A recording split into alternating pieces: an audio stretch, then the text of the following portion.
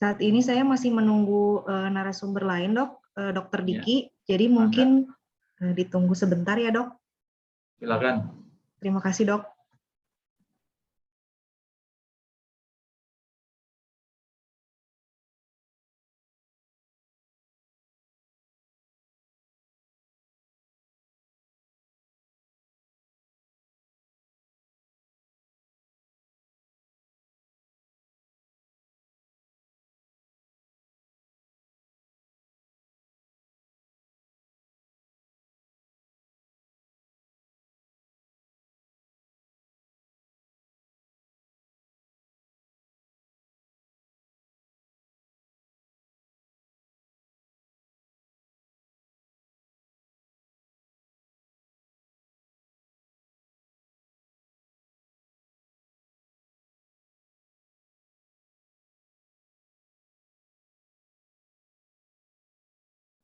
Urutan acaranya itu gimana ya?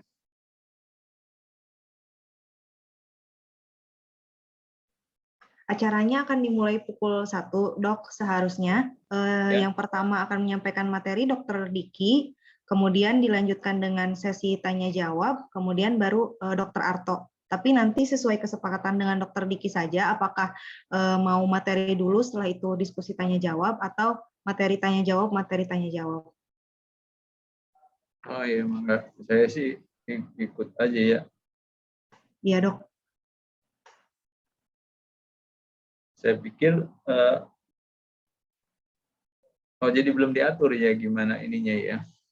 Kalau dari jadwalnya semestinya materi dulu, Dok. Setelah itu diskusi 60 menit. Tapi tadi di sesi pertama Prof. Ida meminta untuk materi dulu baru pertanyaan. Boleh saja, tergantung nanti narasumbernya kesepakatannya bagaimana, Dok. Jadi maksudnya materi bareng masing-masing materi Iya. baru disebut Prof. Ida gitu. Kalau Prof. Ida tadi pas sesi pertama pengennya materi, habis itu langsung tanya jawab, baru disambung materi lagi. Oh gitu. Jadi Iya. sendiri-sendiri gitu ya. Iya.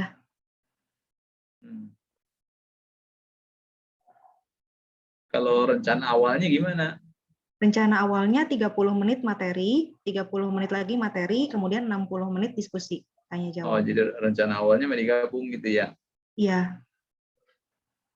Iya, oke. Ya, terserah deh.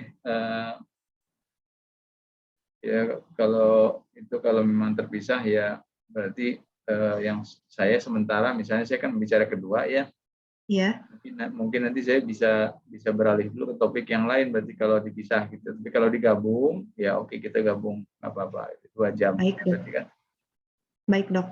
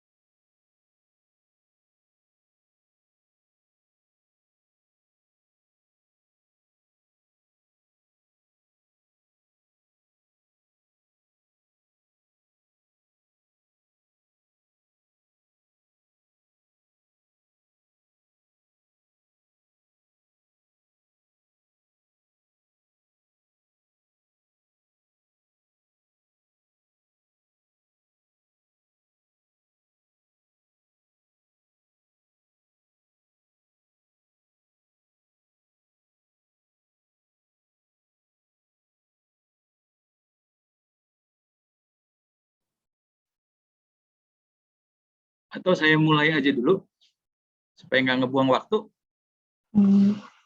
Udah masuk? Oh, Dokter Dikinya udah masuk? Sebentar tadi. Oh iya, sudah masuk. Waalaikumsalam warahmatullahi Waalaikumsalam wabarakatuh. warahmatullahi wabarakatuh. Mangga.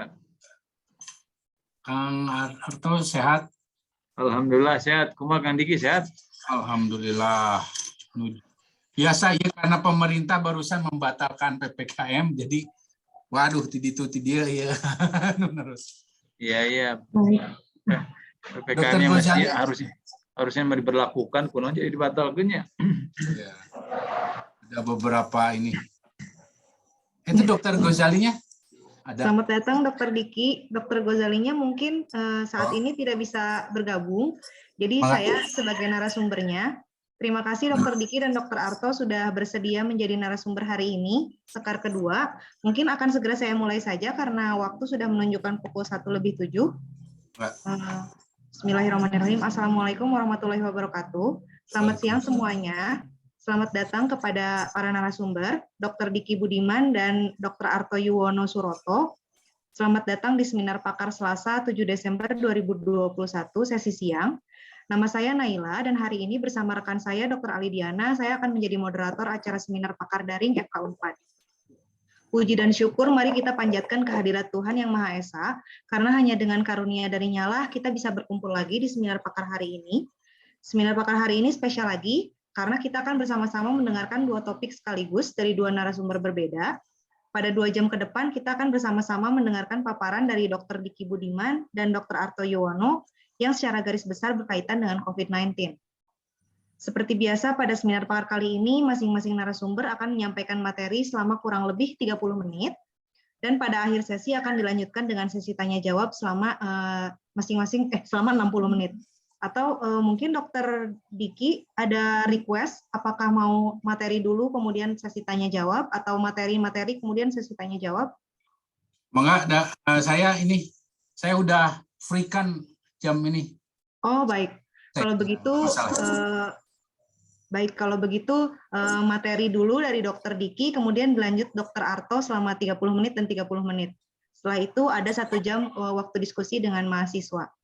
Pada 1 jam diskusi nanti, teman-teman mahasiswa boleh mengajukan pertanyaan baik kepada Dr. Diki maupun Dr. Arto, dan pada sesi tersebut teman-teman akan dipandu oleh rekan saya Dr. Ali Diana. Sebelum memulai seminar, untuk sesi pertama saya akan menyampaikan riwayat singkat dari Dr. Diki Budiman.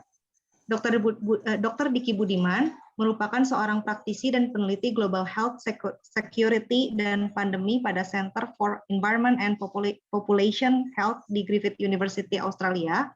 Beliau saat ini tengah menempuh pendidikan doktor di Griffith University, Australia dengan fokus pandemik dan ketahanan kesehatan global. Beliau juga merupakan anggota panel ahli WHO SEARO on COVID-19, narasumber pengendalian COVID di ASEAN dan Australia, dan banyak terlibat di penyusunan peta jalan di Indonesia. Untuk mempersingkat waktu, saya akan langsung memberikan kesempatan kepada Dr. Diki untuk menyampaikan materinya dengan tema What we can learn from how the government manage COVID-19 pandemic. Silakan Dr. Diki. Nun, Dr. Arto punten di payunan. Mangga Dr. Diki. Saya izin share screen. Sebetulnya saya lebih ke nanti banyaknya di diskusi saja untuk untuk diskusi masalah COVID ini, karena ini kesempatan yang saya melihat sangat berharga untuk ya pastinya bukan adik-adik ya, tapi nanti jadi sejawat tapi adik-adik, walaupun anak-anak saya sudah kuliah juga. Nah, ini saya ingin memberi masukan dari perspektif pada saat pandemi ini. Banyak sekali profesi dokter ini berkontribusi dengan berlatar belakang yang berbeda ya, bukan hanya klinisi saja, tapi ada di aspek public health. Nah, ini yang saya ingin membuka wawasan karena banyak pengalaman yang akan memberi wawasan lah untuk kita semua. Ini nanti ini ada link Twitter saya dan juga di Instagram untuk adik-adik. Hari ini ada beberapa jam terakhir ada 2 berita yang saya ambil untuk menyinggung masalah COVID pada level global yang karena memang saya di sini memberi masukan bukan hanya untuk Indonesia, tapi ya secara umum Asia Pasifik ya. Yang pertama ini bicara di Asia Selatan sana, termasuk India dan China dan lain sebagainya. Jadi di sini penting sekali dari kehadiran Omikron ini bahwa mengendalikan pandemi ini nggak bisa sendirian kita, nggak bisa negara maju saja, negara miskin tertinggal dan atau sebaliknya. Ini harus perlu kolaborasi global dan di sisi lain bicara masalah Omikron ini, pesan pentingnya adalah kita melihat dampak ketidaksetaraan, ketidakadilan masalah akses pada vaksin ini melahirkan sebagian kelompok atau populasi di dunia ini menjadi rawan.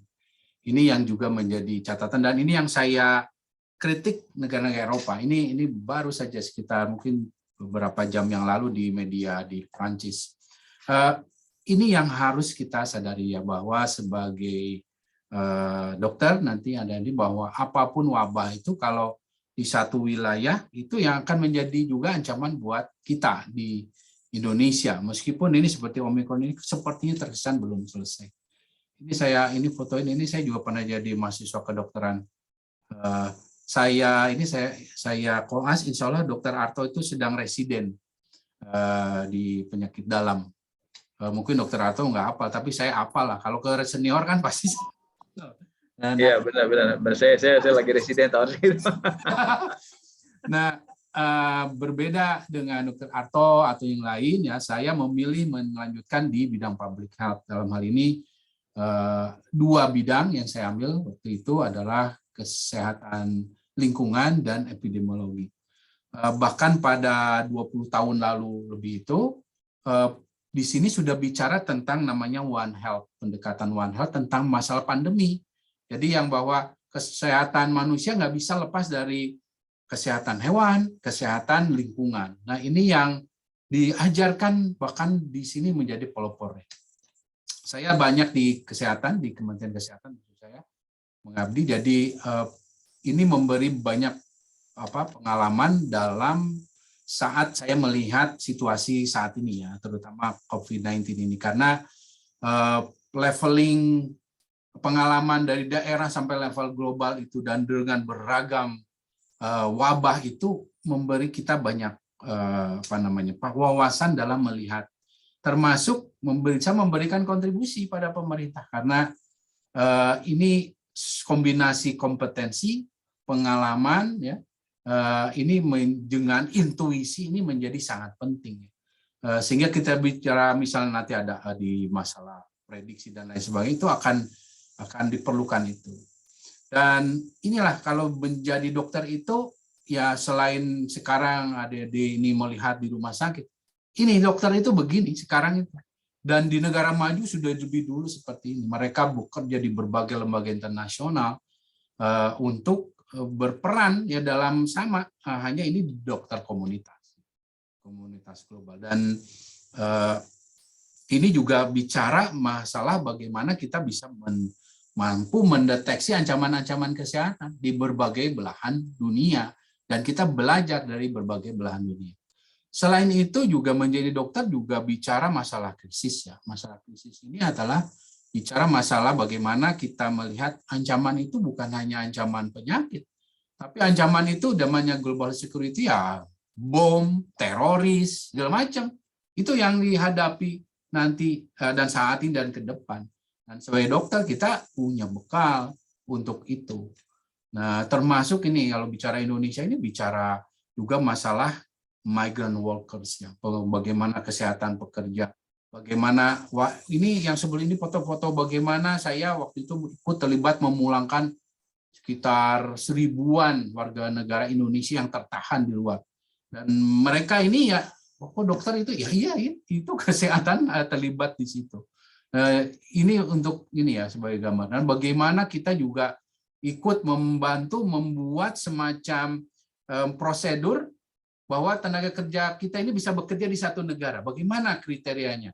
Kalau nanti dokter atau secara klinisinya, oh ini harus jangan ada TBC dan nah secara perjanjian bagaimana? Secara mekanisme yang standarnya saling menguntungkan bagaimana? Ini yang saya perankan selama lebih dari 20 tahun ini dengan berbagai macam negara. Selain di dalam negeri juga ya kita, saya awali ya di daerah-daerah ya dalam hal untuk wabah. Dan bicara kesehatan itu ada yang disebut dengan diplomasi kesehatan. Kita mendengar mungkin saat vaksin ini bagaimana kita bisa melakukan diplomasi mendapatkan vaksin, bagaimana kita dalam riset kita tidak dirugikan, riset yang bagaimana yang menguntungkan. Nah, itu ada peran dokter. Nah, ini bicara COVID pun sama begitu. Ketika kita bisa mau memperkuat kapasitas lab kita, dengan siapa yang bisa kita ajak bekerja sama. Nah, dan ini saya sempat juga di BPJS ya untuk menjadi di Dewan Pengawas. Di sini ini saya ke situ bukan karena gajinya gede aja, tapi maksudnya gini, bahwa di dalam masa pandemi ini bagaimana kita melihat universal health coverage, bagaimana asuransi ini berperan, bahkan pada saat misalnya booster. Ketika ditanya booster, saya bisa sampaikan, booster bisa gunakan yang untuk PBI, ya berarti nggak usah bayar, itu bisa ditanggung. Hal-hal seperti ini yang akan memperkaya kita. Nah, ada lagi hal yang saat ini sangat penting kita lakukan adalah terus terlibat dalam bagaimana riset-riset terkait misalnya pandemi COVID-19. Bukan hanya kita melihat riset orang, kita juga melakukan riset sendiri yang di sini tentu kalau bicara riset bukan hanya yang di balik maksud di dalam laboratorium atau klinis, tapi ada bicara bagaimana komunikasi yang tepat di masa krisis, bagaimana menentukan ini public health intervention yang mana, PPKM ini efektif enggak. Nah, ini hal-hal yang juga menjadi peran seorang dokter ya dalam hal yang saya perankan selama ini, dan itu ke depan ya penting untuk kita juga lakukan. Termasuk nanti kita memberikan masukan pada pemerintah walaupun nggak semuanya didengar ya, tapi yang penting memberikan masukan dulu, kita punya dan basisnya itu jelas, yaitu berbasis sains. Karena termasuk mengenai potensi-potensi wabah ya, sebetulnya ini saya save foto ini Kang Arto dan ada di semua ya, untuk bukti bahwa saya sudah pernah mengingatkan sebetulnya ke pemerintah tentang ancaman pandemi. Ini bulan Juli 2019. Waktu ini Agustus kalau ketemu Pak Terawan. Jadi saya ketemu orang-orang ini maksudnya ngingetin ini bahwa ada pandemi, ada ancaman pandemi, nggak tahu tempat kapan ininya ya, tapi secara kalau BMKG gitu, oh ini udah ada alarmnya. Bahkan saya datang dengan direktur saya gitu, dan nah bahwa perkara mereka mendengarkan, mengantisipasi atau tidak yang nggak masalah.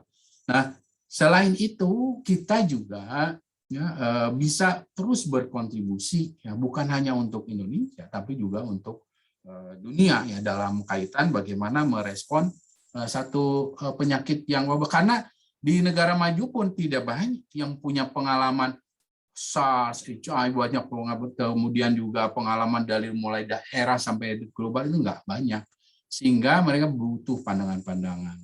Dan itulah sebabnya perlu sekali perkaya ya pengalaman-pengalaman adik-adik dimanapun kerja apapun, jangan sampai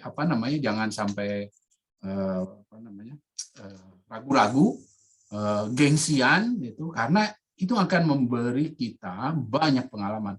Saya mulai praktis itu selain jadi dokter-dokter pengganti para senior saya waktu koas ya, juga saya begitu lulus langsung jadi dokter di Dayakolot tuh rumah sakit itu. Ya mau jadi di UGD dokter balai pengobat ya nggak masalah waktu itu, karena kita mendapat banyak pengalaman. Terutama dalam hal ini adalah masalah public health-nya. Dan jangan lupa dalam masa COVID ini ilmu itu terus berkembang, sehingga kita harus aktif menulis baik yang berbahasa Indonesia maupun kalau bisa ya berbahasa Inggris. Dan ini saya punya kolom khusus di The Conversation ya untuk menulis ya tentang bagaimana situasi ya kita, situasi Indonesia, ASEAN dan sebagainya. Selain tentu menulis secara umum ya, di strategi ya. Saya bahkan diundang mungkin satu atau dua, ada teman saya yang lain juga yang bukan alumni UI yang minta menulis di dalam program mereka. Selain itu kita juga kita juga harus aktif dalam memberikan masukan ya, karena saya khusus nggak bicara COVID karena adik-adik sudah tahu lah, nanti kita diskusi aja. Yang penting adalah bahwa setiap kita berperan gitu. Mau ada, wah saya masih koas, masih kuliah, ada perannya gitu. Kalau kita tidak berperan sekarang, lewat momentumnya. Momentum seperti ini ya mungkin 50 tahun atau 100 tahun sekali, tapi apapun posisinya kita harus berperan. Dan ini tadi saya disinggung, saya juga sekarang di panel ahli WHO untuk pemulihan pandemi ya, pemulihan pandemi. Dan ini sesuatu yang sekali lagi satu kesempatan yang langka ya, langka, dan mereka juga melihat rekam jejak kita sehingga mau melibatkan kita, mengajak kita. Dan itu kenapa saya sampaikan ada foto saya kuliah, itu dimulai dari kuliah ya, dimulai dari kuliah artinya dimulai dari saat ini adik-adik ya, dalam merespon pandemi ini. Jadi nggak ada Dr. Arto, saya atau siapapun yang tiba-tiba jelek jadi seperti saya, nggak begitu. Kita mulai tentu semua dari masa kuliah, dan masa kuliah itulah yang harus menjadi masa kita untuk membina ya perilaku-perilaku yang bisa berkontribusi ya, artinya ya selain tentu masalah belajar ya, critical thinking dan lain sebagainya. Nah ini yang sekali lagi dalam masa pandemi ini akhirnya kita bisa lihat bahwa ada kontribusi yang terus-menerus, yaitu karena publik, media itu juga melihat konsistensi bahwa kalau kita bicara itu berbasis data. Kalau ada orang terus dipakai di level lokal, nasional, global, berarti dia berintegritas. Ini maksud saya bukan saya mau ini sendiri, tapi ini maksud saya ini ingin memberi contoh pada adik-adik yang bahwa kita menjadi apapun harus jangan saya nggak ada yang muji nanti, nggak ada yang bayar. Pokoknya jadi orang yang berintegritas, punya, kalau bicara ya punya basis data, tidak punya kepentingan, tidak punya juga konflik of interest ini dengan apapun politik dan lain sebagainya. Nah ini yang akan perlahan tapi pasti seiring waktu orang akan melihat bahwa apa yang kita sampaikan, bahwa saya sudah sampaikan bahkan sebelum pandemi COVID ini jadi pandemi, saya sampaikan ini bakal jadi pandemi karena ya ada kriteria-kriterianya, dan kemudian terjadi pandemi. Kemudian ketika orang bilang di awal-awal, ini bakal selesai, ya saya bilang belum selesai, ini 2-3 tahun lah kurang lebih. Nah hal-hal seperti itu, bahkan ketika potensi wabah, kita akan hadapi masa krisis. Nah itu pentingnya keilmuan, memberi peringatan dini. Kalau saya seperti Gunung Semeru malah terus nggak ada peringatan dini, ya korban. Gitu. Korban itu bukan hanya nyawa, tapi korban ekonomi dan lain sebagainya. Ini sama dengan kesehatan. Nah ketika misalnya ini saya keluarkan kan jauh sebelum gelombang kedua terjadi ya, bahwa akan ada puncaknya di Juli sampai awal Agustus, bahwa itu terjadi, terbukti, walaupun jumlahnya pemerintah nggak mau mengakui ya, walaupun sekarang udah mengakui sekarang akhirnya jutaan ya, tapi ya itu seiring waktu. Ilmu itu nggak bohong, tapi supaya bisa begini, adik-adik dari sejak kuliah betul-betul mau ilmu apapun harus serius. Ya, nanti misalnya ada ini mah nggak akan saya nggak suka, jangan begitu.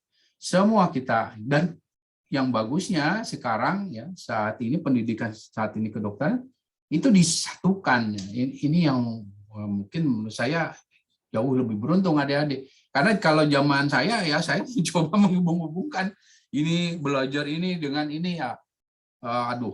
Nanti di tempatnya dokter atau di internet, ini gimana hubungannya dengan kesehatan masyarakat. Karena saya dari awal kedokteran udah seneng banget dengan public health ya. Nah ini yang akan menjadi legasi kita untuk penerus.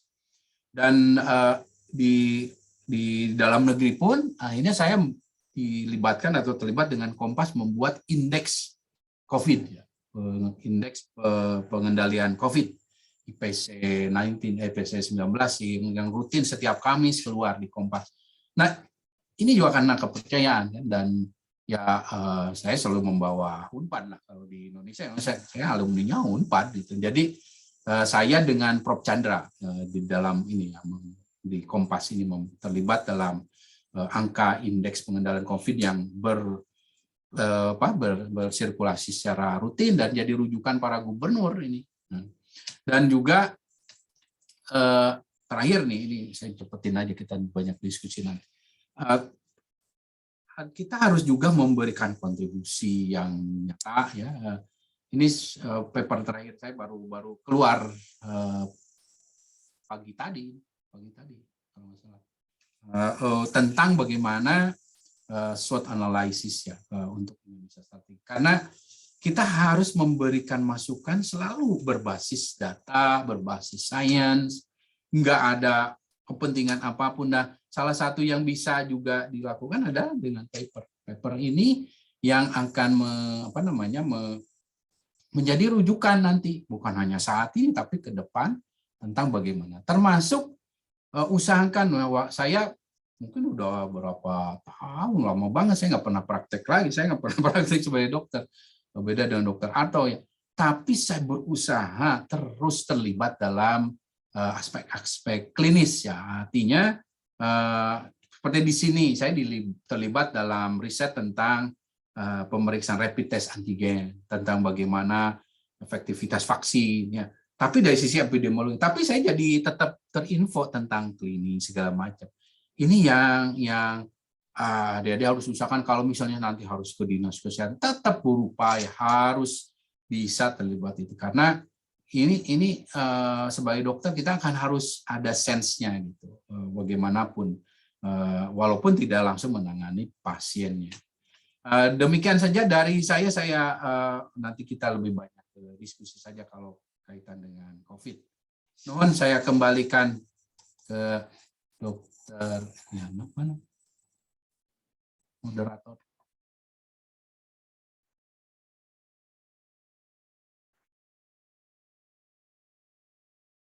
Halo. Kemana? Moderatornya mana? Kak. Nah, bukan dokter. Ini mah mahasiswa, masih muda kamu, wajahnya Kristiana. Saya kira muncul di depan saya. Kamu nggak mungkin. Iya dok, punten mungkin dokter Ibu Naila lagi di connect atau apa dari dokter Ali kali ya buat moderator sekarang. Oke, mungkin masih belum dok. Punten ya dok, bentar ya dok. Nggak apa-apa.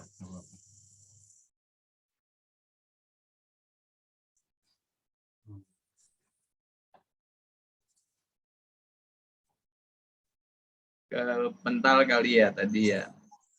Mungkin. Atau saya langsung aja kali ya. Mungkin langsung dokter Ahli.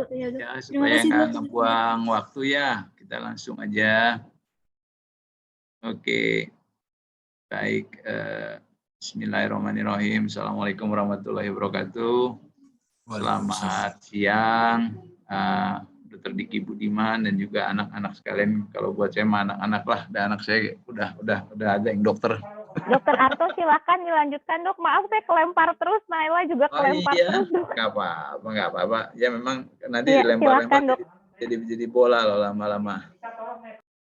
Oke ya, saya mulai ya. Saya coba. Ya mohon maaf dok. Nggak apa-apa ya. Oke. Saya ini dulu. Udah kelihatan belum? Sudah, tinggal diperbesar dok. Ini saya suka itu apa? Ini kok kayak jadi host ya? Ada 4 people enter the waiting room gitu ya. Dari tadi bolak-balik. Oke, kita mulai ya. Baik. Ya kita mulai.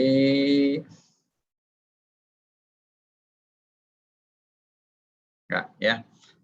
Jadi sekarang kita bicaranya mengenai can we learn from COVID-19 pandemic in managing respiratory infection ya. Waduh, ini ada terus ini permintaan admit kok ke saya jadinya ya nongolnya.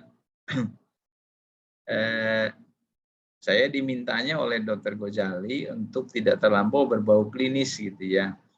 Walaupun saya itu sebetulnya sangat mengerti bahwa kalian-kalian ini sebagai mahasiswa sangat tertariknya dengan klinis ya, tapi ini dimintanya lebih ke arah overview. Oke, saya coba ya, nanti saya coba untuk melihat secara keseluruhan ya. Ini outline-nya akan saya bawakan ya. Jadi anak-anak sekalian ya, COVID ini kalau saya permisalkan adalah seperti ini, seperti orang ya, seperti sebuah sosok gitu ya, yang datang dari kegelapan gitu ya. Dia datang dari kegelapan, ada dia gitu ya, datang dari kegelapan, tapi belum jelas sosoknya seperti apa gitu. Makin lama dia makin dekat, nanti sosoknya makin lama makin jelas gitu ya. Tapi saat ini sih kita masih banyak meraba-rabanya di dalam COVID ini, belum jelas betul gitu ya.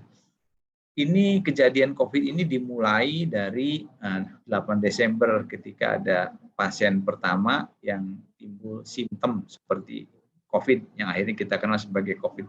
Jadi kira-kira besok ini ya 2 tahunnya ya. Sekarang kan 2021. Jadi kalau besok berarti 2 tahunnya karena ini tahun 2019 ya. Kemudian 7 Januari 2 minggu kemudian ya sebulan kemudian maaf ini diidentifikasi adanya virus corona baru yang menyebabkan terjadinya simptom pada pasien yang tanggal 8 Desember itu. Kemudian dikenali bahwa pada tanggal 20 Januari ya 2 minggu kemudian adanya human to human transmission ternyata di penyakit ini tuh gitu ya. Tadinya kan dipikirnya ada dari animal to human, tapi ternyata human to human ada. Nah ini diketahuinya tuh cepat sekali dalam waktu 2 minggu ya. Jadi kayak bergeraknya itu secepat kilat gitu ya. Lalu tanggal 23 Januari 2020 ini genomnya komplit rilis sudah ada. Nah 11 Maret ini 2020 WHO mendeklar COVID itu sebagai pandemi. Ya, dari sinilah terus rentetan pandemi itu berjalan sampai dengan sekarang gitu ya. Kita lihat bebannya sekarang gimana. Ya, ini saya ngambilnya dari 5 Desember dari Worldometer ya. Kalau dilihat angka di dunia ini masih ampul-ampulan ya. Kalau kata orang Sunda itu masih ampul-ampulan ya, lihat ya. Jadi angkanya itu masih naik turun, bahkan di Eropa sekarang mulai jebol ya, mulai sedang jebol gitu ya, sedang banyak kasusnya. Di Indonesia memang angkanya turun ya, tapi kalau kita melihatnya jangan dengan terlampau optimis, juga nggak boleh pesimis ya, tapi kita harus melihat dengan realistis di sekitar kita. Di sekitar kita nih di dunia ini angkanya masih naik terus, naik turun gitu ya. Jadi meskipun angka kita sekarang tadi malam saya lihat kasus barunya ada 130 ya. Kemudian dengan kematian jumlah 9 orang, tapi bukan berarti lalu kita menjadi sembarangan gitu ya. Nggak boleh, karena di dunia itu kasusnya masih naik, masih tinggi. Kalau seluruh dunia udah turun, lain ceritanya. Ini di dunia masih banyak kasusnya, makanya nggak boleh kita sembarangan ya. Nah, ini adalah rute penularan yang dipropos sampai dengan saat ini masih berlaku. Dia yang jelas numpang di aerosol yang ukurannya kurang dari 5 mikron ya. Kontak udah jelas ya. Direct juga, jadi ada droplet cara penularannya. Nah, yang dipertanyakan tuh apakah dia airborne gitu ya. Kalau airborne itu artinya partikelnya kecil sekali ya, sehingga dia bisa terbang terus, nggak turun-turun si aerosolnya dalam kesehariannya gitu ya, dan daya tularnya menjadi jauh gitu ya, lebih dari 1 meter jaraknya. Kalau kontak atau droplet itu di bawah 1 meter gitu ya. Nah ini menurut WHO ada airborne, akan tapi pada keadaan tertentu, misalnya apa? Kalau kita misalnya contohnya adalah ada orang sakit COVID, kemudian kita menyalakan kipas angin di belakangnya, lalu anginnya terdorong kemana-mana gitu. Nah itu kan bisa menyebabkan terjadinya penularan secara airborne gitu ya. Nah Kemudian ada juga yang disebut sebagai fomites. Apa sih fomites itu? Fomites itu gini, kalau ada pasien ya, kemudian dia batuk, dia tutupi, contohnya begini, batuk ditutupi dengan tangannya, lalu tangannya itu dipakai memegang misalnya gagang pintu. Lalu gagang pintu yang ada virusnya itu dipegang oleh kita atau dipegang oleh kalian. Nah, lalu kalian pegang mulut kalian, maka terjadilah penularan. Itu namanya fomites. Jadi lewat fomites. Kemudian tempat masuknya kuman itu dari mana? Dari mata, dari hidung, dari mulut. Jadi jangan lupa gitu ya. Kalau pakai masker itu jangan cuma mulutnya aja yang ditutup, ya. Hidung juga harus tertutup, bahkan mata juga sebaiknya tertutup. Coba lihat sekarang orang-orang artis-artis itu kalau pakai masker, nggak pakai masker tapi pakai face shield aja, ada gunanya nggak itu? Nggak ada itu gunanya.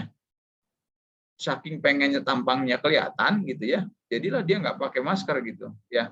Dan itu nggak bisa dari segi kesehatan, nggak bisa gitu ya, berhal seperti itu. Nah ini definisi kasusnya. Definisi saya tidak akan berlama-lama membahas di sini. Poinnya adalah ada kasus suspek, ada kasus probable, dan ada kasus confirm. Ini batasan yang dibuat oleh WHO tanggal 16 Desember, definisi WHO ya. Ada suspek, ada probable, ada confirm gitu. Kalian pasti udah pada tahu kan, ini udah ada kuliahnya ya kalau nggak salah ya. Udah ada kan kuliahnya ya. Nah, yang disebut sebagai suspek adalah kalau orang-orang punya keluhan ya, keluhan, ada batuk, ada pilek, ada 3 lebih dari itu, kemudian ada SARI, severe acute respiratory illness, atau asimptomatik tapi positif untuk antigennya. Ini suspek.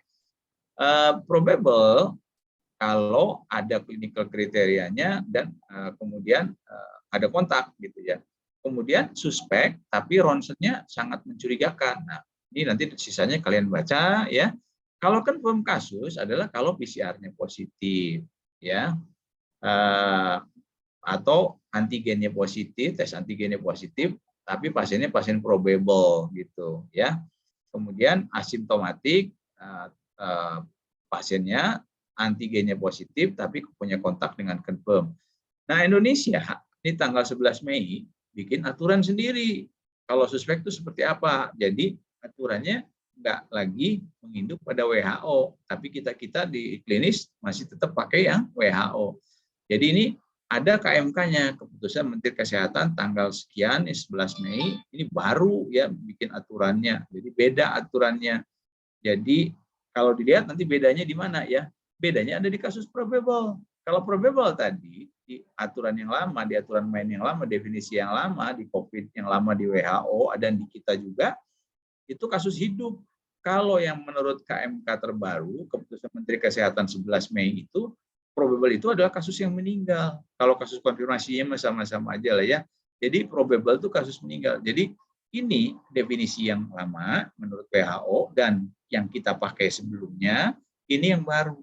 Jadi bedanya, yang ini adalah bedanya kalau di yang lama itu kita pakai ronsen, antara lain untuk kalau kita bilang probable gitu. Ronsennya sangat sugestif ke arah sana. Ini nggak lagi dipakai karena probable itu di KMK yang baru adalah pasien yang meninggal, ya, suspek yang meninggal dan tidak sempat dilakukan pemeriksaan PCR. Itu bedanya ya.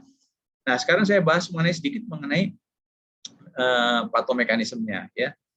Patomekanismenya itu pada prinsipnya si virus itu menempel atau masuk pada ACE2 reseptor dibantu oleh suatu enzim permukaan serin ya, tempres ya, tempel masuk ke dalam sel. Setelah masuk ke dalam sel ada 4 cara di mana dia menimbulkan keadaan patologis di manusia, yaitu dengan cara direct sitotoksik langsung, efeknya dari si virusnya itu ke sel. Kemudian dia mendisregulasi RAAS ya, RAAS sistem ya, sehingga terjadi tisu remodeling, ada inflamasi, ada vasokonstriksi, ada vascular permeability. Ini meningkat. Kenapa? Karena angiotensinnya nggak bisa dirubah ke angiotensin 19, angiotensin 1-nya, angiotensin 2-nya nggak bisa berubah ke 1,7. Jadi terjadi efek ini. Kemudian ada kerusakan endotel dan tromboinflamasi. Ini menyebabkan terjadinya fibrinolisisnya turun dan terjadi thrombin production. Kemudian ada dysregulated immune response. Ini yang kita kenal sering dengar kan ya, sitokin, badai sitokin. Nah, jadi di tubuh manusia ada 4 ini, cara ini. Bagaimana seorang COVID itu menimbulkan kelainan, ya. Ini faktor risikonya: umur tua, laki-laki, obes, rokok, hipertensi, CAD, CKD, dan lain-lainnya. Ya, yang menimbulkan faktor risiko untuk kematian yang jelas adalah jadi yang menyulitkan untuk sembuh ya sehingga akhirnya meninggal adalah terjadinya ARDS, terjadinya shock, dan terjadinya acute kidney injury. Nah, seperti saya kemukakan di awal ya, dia tuh masih sosok si COVID itu sosoknya masih belum jelas. Dia datang pelan-pelan dari kegelapan itu makin timbul, makin muncul gitu ya. Demikian juga dengan ininya penelitian-penelitiannya. Penelitian ini menyibak satu gitu, Mbak. Ini jangan-jangan ini kelainannya kok COVID itu bukan di respiratori, tapi justru kelainannya di saluran di sirkulasi di udara, sehingga ada yang berani bilang bahwa sebenarnya COVID itu lebih banyak merupakan sebuah vascular disease, bukan respiratory disease. Salah nggak ini? Nggak salah. Benar nggak ini? Belum tentu benar. Karena ya tadi saya bilang ya bahwa dia masih jalan pelan-pelan dari kegelapan. Jadi belum kelihatan gitu untuk sosok aslinya seperti apa, sehingga penelitian-penelitian itu masih terus berjalan gitu ya. Masih terus berjalan, jadi masih belum ajeg, belum jelas sebetulnya gimana, sehingga malah ada yang berpikir jangan-jangan ini adalah suatu penyakit vaskuler. Nah, manifestasinya juga di seluruh tubuh karena tadi ininya kan reseptornya kan ACE2 ya. ACE2 reseptor itu ada di mana-mana di seluruh tubuh ya. Yang paling banyak itu justru adanya di usus dan di ginjal gitu ya. Tapi ada di seluruh tubuh, karena reseptornya ada di seluruh tubuh, maka logis aja kalau misalnya keluhannya juga di seluruh tubuh. Jadi jangan pernah berpikir bahwa COVID itu penyakit paru. COVID itu adalah penyakit sistemik, ya, bukan melulu penyakit paru. COVID itu penyakit sistemik, kardiak bisa kena, kulit kena, endokrin kena, neurologi kena, bisa stroke malah ya, kemudian tromboembolisme di seluruhnya tubuh, kemudian ada ke hepatik juga kena, renal juga kena, ya. Jadi semua itu bisa kena. Jadi jangan berpikir bahwa COVID itu adalah hanya penyakit paru, tapi penyakit seluruh tubuh, atau kita kenal di istilah kedokteran adalah penyakit sistemik. Nah, tapi ya untuk mengukur derajat berat ringannya sakit, memang yang dipakainya adalah sistem respiratori. Oke, ya. Jadi sistem respiratori yang dipakainya gitu. Jadi sebagai contoh, dibilang sedang kalau ada tanda klinis pneumonia, artinya di respiratory simptomnya ada pneumonia, tapi saturasi di room air-nya di atas 93 gitu. Dibilang ringan kalau nggak ada pneumonia, dibilang berat kalau pneumonia dan saturasinya di bawah 93. Jadi memang yang dipakai ukuran untuk menentukan derajat ringan sedang beratnya adalah kelainan di respiratori. Akan tetapi kok sekali lagi COVID bukanlah penyakit respiratori gitu ya. Jangan salah ya. Nah, angka 93 ini terserah. Kalau di Indonesia pakainya 93 ya untuk menentukan berat atau sedang gitu ya. Kalau di Amerika pakainya angka 94. Dibilang moderate, dibilang berat kalau saturasinya di bawah 94 pada udara ruangan. Kalau WHO lain lagi pakainya. Kalau WHO pakainya angka 90. Jadi untuk bilang berat kalau WHO itu kalau di atas 90. Kalau NIH di Amerika pakai di bawah 90 saturasinya kalau WHO. Kalau Amerika pakainya di bawah 94. Kalau Indonesia pakainya di bawah 93. Apakah itu menjadi permasalahan yang perlu diperdebatkan? Tentu tidak. Yang penting kita lihat pasiennya seperti apa. Nah, sekarang kita lihat dampak negatifnya ya pada program nasional kesehatan kita. Nah, sebelum pandemi ya anak-anak sekalian ya, sebelum pandemi ini tata laksana TB itu sudah berjalan dengan baik. Ini contohnya RSAS ya. Ini adalah gedung anggrek di RSAS. Gedung Anggrek itu ada klinik MDR, ada klinik TB Dots nih yang saya kasih laser ini ya. TB Dots ini TB MDR gitu ya. Kita punya perawatan isolasi ICU untuk TB gitu ya. Ini ruang rawat TB biasa gitu. Ya, ini TB semuanya untuk TB ketika pra pandemi. Dan kita punya gene expert untuk pemeriksaan cepat, tes cepat molekuler disebutnya bahasa Indonesianya. Kemudian ada line probe assay untuk segera menentukan pasiennya ada resistensi terhadap fluoroquinolone atau tidak gitu ya. Kemudian kita punya nakes khusus TB. Kemudian kita punya gerakan ketuk pintu ini untuk Indonesia ya, petugas pelacak kontak, ada TOS TB. Ada tadi saya bilang ada ruang isolasi TB ya. Kemudian ada sistem komunikasi untuk memelihara adherence gitu ya. Apa yang terjadi ketika di era pandemi? Jadi bangsal yang tadinya ada gitu ya, untuk TB khusus gitu ya, ini dijadikan tempat perawatan isolasi. Jadi kalau kalian suka mendengar gedung kemuning RSHS tempat isolasi COVID gitu ya, itu semua udah rubah. Jadi tadinya itu sebetulnya ruang perawatan TB, ruang perawatan dari pasien TB biasa, TB MDR, TB yang ringan, TB yang sedang, TB dengan pemberat ataupun TB yang kritis. Sekarang semuanya alih fungsi menjadi ruang isolasi untuk COVID. Alih ruang intensifnya juga. Alih tugas nakesnya, perawat yang sudah pada mahir tentang mengenai TB ini pindah menjadi perawat COVID. Pasien TB demikian pula takut untuk kontrol ke Paskes. Ke RSHS takut, ya, ke Puskesmas takut, karena takut ketularan COVID. Apa yang terjadi akhirnya? DO pasiennya. Jadi lost to follow up istilahnya. Jadi tidak lagi berobat. Kemudian kalau dia dicurigai TB, itu tidak mau melanjutkan ke proses diagnosis karena takut ketularan, ya, takut ketularan dan susah juga mau ke Vaskesnya. Naik apa, ya? Mau naik kendaraan umum, takut ketularan di kendaraan umum katanya gitu ya. Kemudian dokternya atau nakes lebih terkonsentrasi pada profit akhirnya. Kemarin waktu bulan Juni, Juli ketika tinggi-tingginya kasus COVID di Indonesia ya, kan kalian mungkin pernah tuh lihat selebaran yang berseliweran di WA atau di medsos lainnya yang memperlihatkan gambar di RSHS tuh kayak apa EGD-nya gitu, sampai pasien tuh berjejer seperti sarden gitu ya. Itu memang iya betul terjadi. Dan ketika pada saat itu nakes tuh hampir kekurangan, ya, hampir kekurangan nakes sehingga boro-boro nakes itu melaksanakan tata laksana program TB, semuanya terkonsentrasi ke COVID-19. Konsekuensinya apa yang terjadi?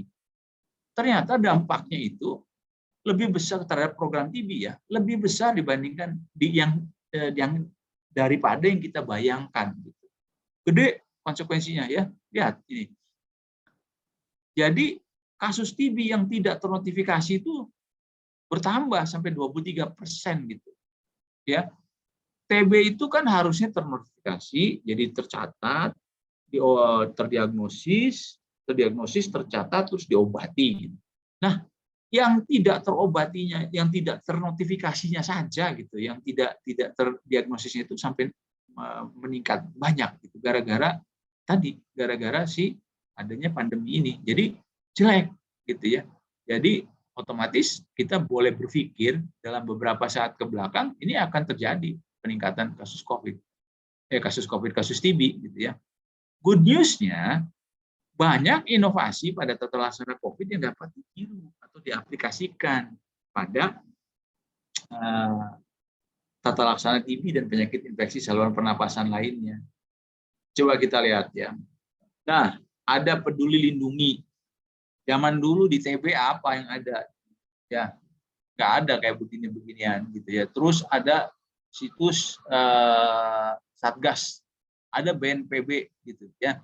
Jadi ini hal-hal seperti begini sebaiknya juga dipraktekkan atau ditularkan kepada program TB. Jadi nanti kalau COVID-nya sudah selesai nih, insya Allah ya sudah selesai, ini harusnya diteruskan hal-hal yang baik seperti begini, disebarkan lagi ke program nasional TB gitu. Contohnya untuk pelacakan kasus misalnya gitu. Kalau sekarang kan misalnya dapat kasus 1, lalu 8 harus sekitarnya harus di swab atau diperiksa ya, dilakukan dilacak gitu ya. Nah, seharusnya TB juga kayak begitu. Harusnya belajar dari situ. Kemudian kita lihat sini ya, ini gambar ya. Kalau mau masuk sesuatu tempat selalu di screening kan, periksa suhunya gitu. Nah, harusnya kita juga kayak begitu, tapi harusnya TB juga kayak begitu ya. Tapi bukan suhu kalau di TB, apa? Batuk ya. Kalau dia datang ke vaskes kesehatan, lalu dia batuk-batuk, harusnya di screening kita tanya, udah berapa lama batuknya nih? Screening ke arah TB gitu. Lakukan triase, pemisahan pasien seperti sekarang orang memperlakukan COVID.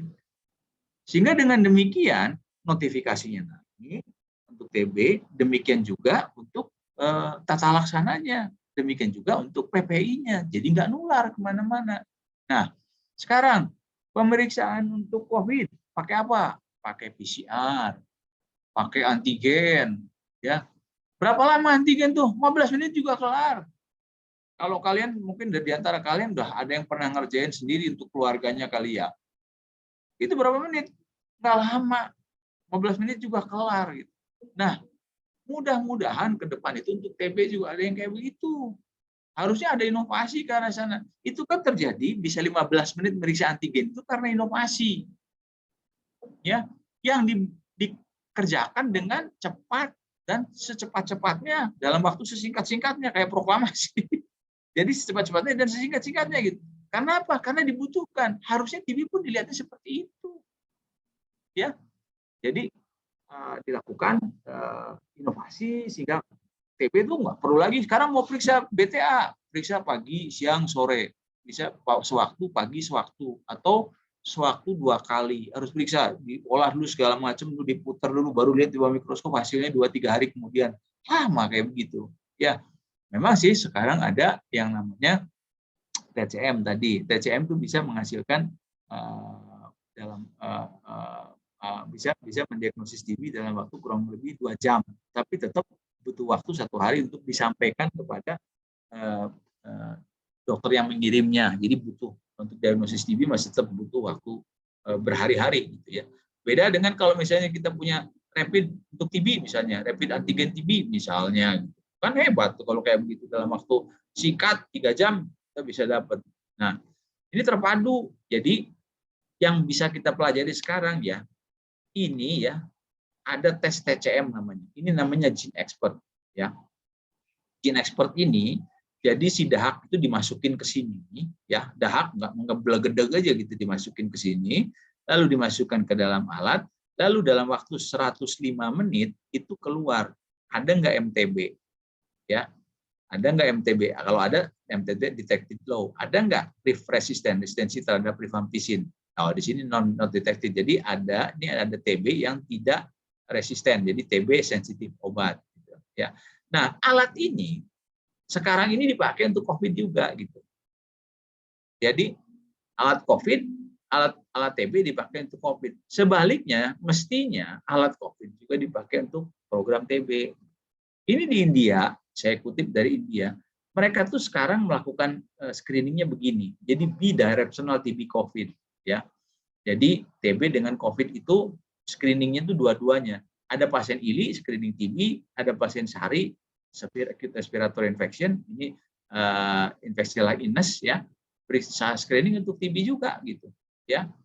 Jadi demikian sebaliknya juga.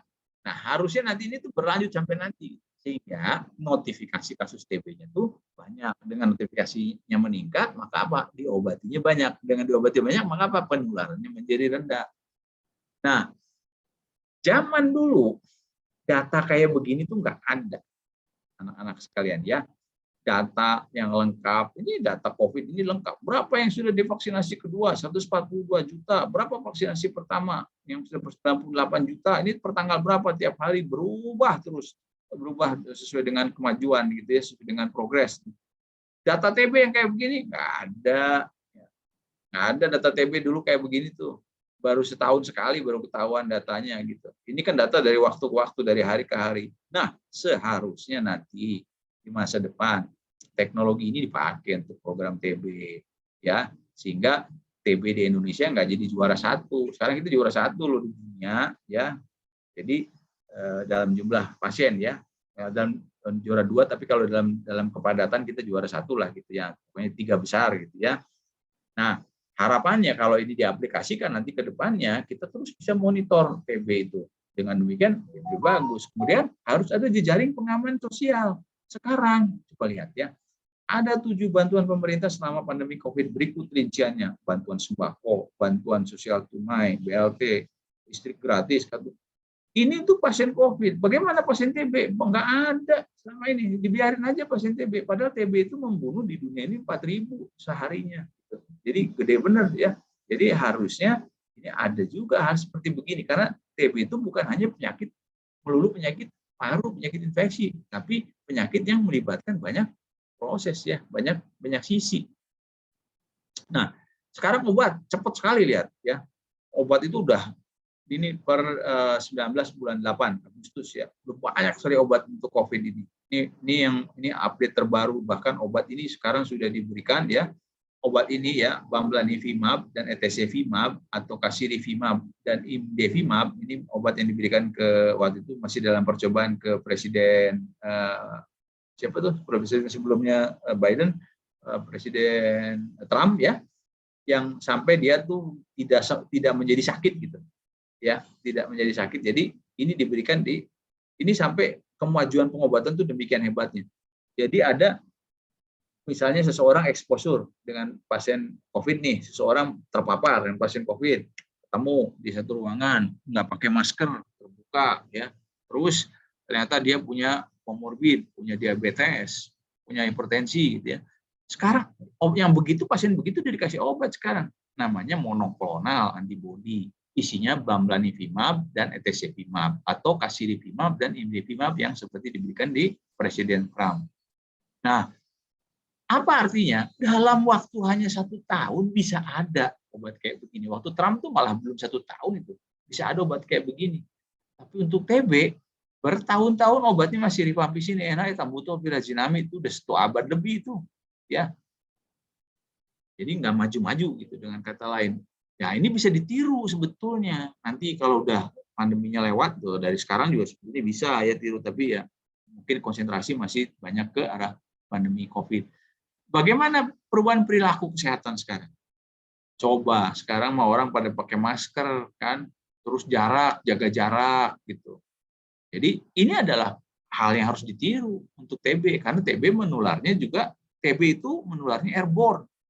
Daya tularnya lebih hebat daripada sebetulnya kemungkinan menularkannya itu lebih hebat dibandingkan dengan COVID sekalipun gitu. Karena TB itu menularnya secara airborne ya. Cuma tidak semua pasien orang yang dapat TB itu sakit.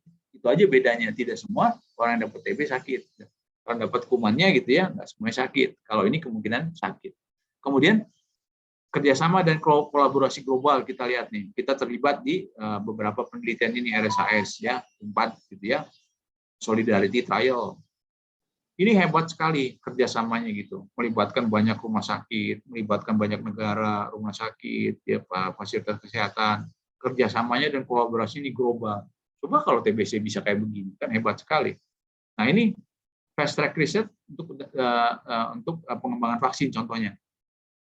Dalam 1 tahun anak-anak sekalian ya, coronavirus vaksin itu bisa 8 approve, coba. 8 approve, ada apa? Sinovac, CoronaVac namanya ya, ada Sinopharm, ada Pfizer, ada Moderna, ada AstraZeneca, ada produksi Gamaleya, ya. Jadi ada Sputnik gitu kan ya. Dalam waktu 1 tahun untuk COVID gitu. Berapa investasinya? Lebih dari 10 triliun dolar. Coba untuk TB lihat.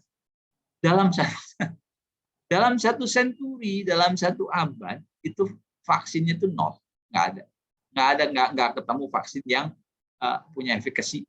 Ini efikasinya tuh 70-95%. Berapa efikasi Pfizer? 95%. Berapa efikasi Moderna? 92%. Berapa efikasi Sinovac? 65%. Berapa efikasi vaksin TB? Nggak ada. Nggak ada vaksinnya yang lagi jalan juga sekarang. Ini kan harusnya ini tidak begini karena bebannya itu banyak sekali TB di dunia. Harusnya ini dicontoh gitu, ya kayak begitu. Nah ini ada model Swiss cheese ya untuk COVID ya. Jadi untuk COVID itu ada physical distance ya. Jadi setiap yang kita lakukan, setiap upaya yang kita lakukan untuk mencegah penularan itu pasti ada celahnya. Tapi kalau lapisannya itu celahnya digambarkan dengan lubang-lubang ini ya, anak-anak ya, ini lubang pakai lubang-lubang gitu ya. Setiap yang kita lakukan pasti ada celah lubangnya. Tapi kalau kalau ininya kita buat yang kita lakukan itu berlapis-lapis sampai kayak Swiss cheese ini gitu ya. Berlapis ini ada 10, ada yang tanggung jawab personal, ada yang tanggung jawab bersama gitu ya. Misal ini ada physical distance, ini kan tanggung jawab personal, itu mah tuh pakai masker gitu ya, itu mah kalian haruslah sebagai mahasiswa kedokteran, jangan sampai enggak ya. Itu kan enggak benar kalau kayak begitu ya. Kemudian vaksin, ini adalah tanggung jawab pemerintah. Kalau semua lapisan ini dikerjakan, kalau ini kita andaikan ini adalah virus coronanya gitu ya, dia nembus boleh deh lapisan pertama, nembus lapisan kedua boleh deh, nembus lapisan ketiga boleh, lapisan keempat udah nggak nembus lagi dia udah nggak ada lagi gitu. Jadi kita bikin 10 lapisan seperti ini gitu ya, makin lama sampai di sini nggak ada. Jadi nggak bisa kita cuma misalnya jumping hanya saya mengandalkan vaksin aja deh, saya nggak mau pakai masker, ngawur itu namanya. Sekarang kan orang lihat di TV ya, mentang-mentang udah divaksin, nggak mau pakai masker, itu ngawur luar biasa itu, ya. Nggak mau cuci tangan, ngawur luar biasa, ya. Mentang-mentang udah vaksin, ini semua harus dikerjakan karena ini saling lengkap melengkapi. Jadi tidak satu udah selesai semuanya urusan, enggak, karena semua tuh ada celahnya pasti, nggak mungkin nggak. Ada vaksinnya 100% enggak, segede-gedenya juga 90%, dan berapa lama? Hanya 6 bulan. Jadi harus betul-betul dilaksanakan. Nah, hendaknya ini juga dilaksanakan pada TB. Ya, prinsip Swiss cheese itu ya Swiss cheese sistem itu. Jadi itu harus dilaksanakan pada TB juga gitu. Sama aja nih TB. Bedanya di sini kalau TB itu kan kalau penyakit yang kebanyakan menyerang orang yang kurang beruntung, poverty, crowding, kemudian malnutrisi. Nah, perbaiki ininya gitu. Ini tanggung jawab siapa? Tanggung jawab kita semua gitu. Sampai di ujungnya ada infection control. Ya, yang personal apa? Pakai masker. Kan harusnya belajar dong dari COVID, cough etiket, etiket batuk. Udah tahu kan etiket batuk ya? Kalau nggak tahu kelewatan masuk kedokteran gitu ya. Kemudian kalau kontak berikan TB preventive therapy. Kemudian ada infection control. Nah, ini semua kalau ini dilaksanakan, insya Allah di TB juga jadi benar gitu ya. Nah, sekarang saya bahas yang selanjutnya. Ya, sedikit lagi lah, nggak 5 menit lagi mungkin ya. Ini dampak pandemi COVID pada infeksi sistem pernapasan yang non TB. Tadi saya udah bicara TB kan, sekarang yang non TB gimana? Nah, ini ada penelitian di Kanada ya, population based study ya. Hasilnya memperlihatkan bahwa saya sengaja kasih garis bawah ya. We report an effective absence of annual seasonal epidemic for non-SARS-CoV-2 respiratory viruses in Canada. Ya, jadi hilang tuh kan influenza itu tiap tahun datang, ya, annual seasonal epidemic influenza. Ternyata hilang waktu zaman COVID. Itu good news kan, bagus ya. Waktu zaman COVID hilang yang gitu. Kenapa? Ini karena implementasi stringent measure to reduce the spread of SARS-CoV-2 ya, pakai masker, cuci tangan, jaga jarak gitu ya. Itu ternyata mengurangi transmisi virus yang lainnya. Jadi angka kejadian influenza, kemudian angka kejadian infeksi karena virus yang lainnya justru malah turun. Yang biasanya ada annual seasonal epidemic itu nggak terjadi gitu di zaman COVID ini, karena menerapkan apa yang disebut sebagai NPI, non pharmaceutical intervention, si masyarakatnya itu pakai 5M lah kalau di Indonesia tuh ya, pakai masker, menjaga jarak, mencuci tangan, menghindari kerumunan, menghindari makan bersama. Nah, kalau kalian bisa jaga begitu, kalian bisa menularkan budaya itu ke lingkungan kalian. Oh, betapa hebatnya gitu. Betapa hebatnya anak Unpad kalau bisa kayak begitu. Karena itu udah terbukti. Lihat ini di Cina. Kalau tadi di Kanada, di Cina juga sama. Ya, NPI tadi ya, non pharmaceutical yang 5M kalau di Indonesia, during COVID-19 pandemic, great impact on the prevalence of common respiratory viruses in China. Jadi influenza, kemudian rhinovirus, coronavirus yang lain, ya itu menjadi berkurang, ya penularannya. Jadi turun gitu. Ini sama juga, ya. Ini seasonal influenza ini, ya. Ini influenza dan ada important respiratory lainnya itu absen, jadi hampir nggak ada di winter tahun itu. Gitu. Jadi ini semua karena apa? Karena NPI tadi 5M disebut oleh dia, border restriction, isolation and quarantine, social distancing, and human behavior changes. Jaga jarak, pakai masker, cuci tangan, gitu ya. Penting sekali itu, ya. Ini sama di India juga sama. Kalau di India ini yang tadi kan virus yang lain nih, ya. Kalau ini untuk yang chronic respiratory disease. Jadi PPOK misalnya, eksaserbasinya jadi turun. Kejadian eksaserbasinya karena apa? Karena NPI juga sama. Karena 5M juga sama. Sama. Jadi 5M itu kalau untuk penyakit respiratori itu penting banget gitu ya. Kalau untuk penyakit respiratori yang menular gitu ya. Dan orang menjadi sadar bahwa mengenai apa itu bahayanya pneumonia, ya, kemudian terhadap kesehatan, terhadap ekonomi, ya, terhadap goal-goal yang ingin dicapai dengan SDG, Sustainable Development Goal, ya. Jadi orang melihat pentingnya itu. Nah, terakhir sebagai ringkasan, ya, bahwa COVID ini adalah penyakit sistemik, ya. Meskipun umumnya proses penularan terjadi melalui sistem pernapasan. Tapi ingat ya, nggak hanya sistem pernapasan, mukosa mata juga bisa. Jadi tutupin tuh mata kalian tuh, ya. Kalau misalnya lebih bagus, kalau misalnya kalian kan sekarang udah dianjurin pakai 2 masker, karena kemarin ada varian Delta kan, pakai 2 masker karena varian Delta lebih menular. Omikron ini lebih menular lagi varian yang baru ini. Jadi lebih baik kalian juga pakai 2 masker dan pakai face shield. Itu lebih aman kalau mau pakai face shield. Karena mata kalian juga harus dilindungi, ya. Dia bisa masuk lewat mukosa gitu ya. Dan pandemi berpengaruh pada seluruh jenjang sistem layanan kesehatan. Dampaknya ada dampak jeleknya gitu ya. Terutama terlihat pada program penanggulangan TB.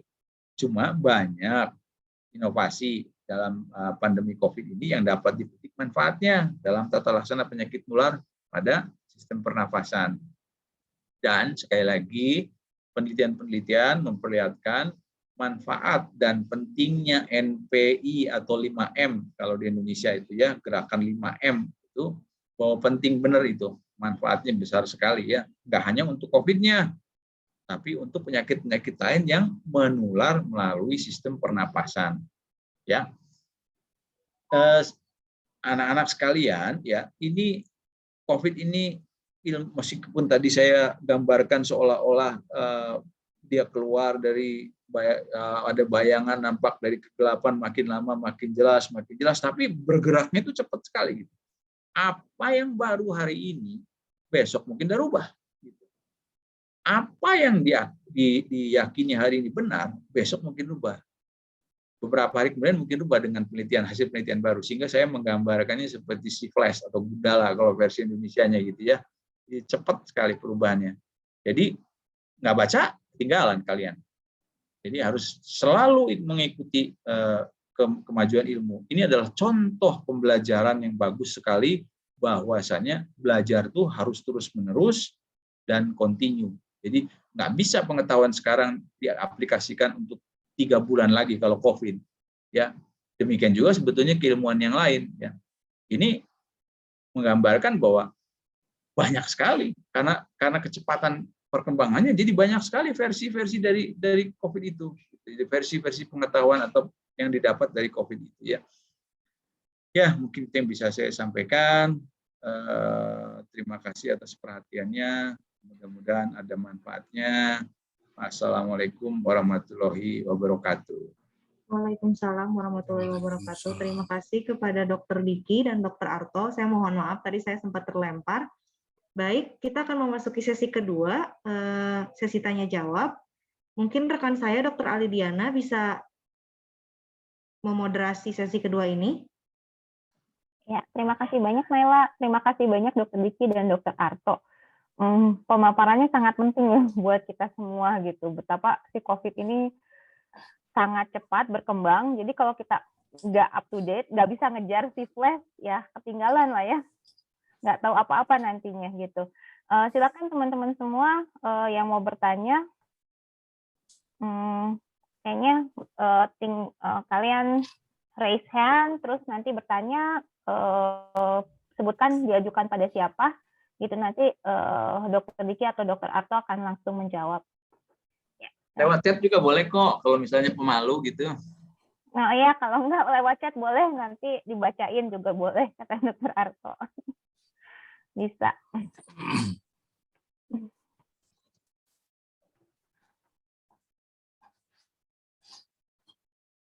Ini banyak yang nggak tampil videonya memang karena di rumah ya masing-masing. Oh gitu ya. Oh iya, banyak yang 1300. dimatiin videonya ya.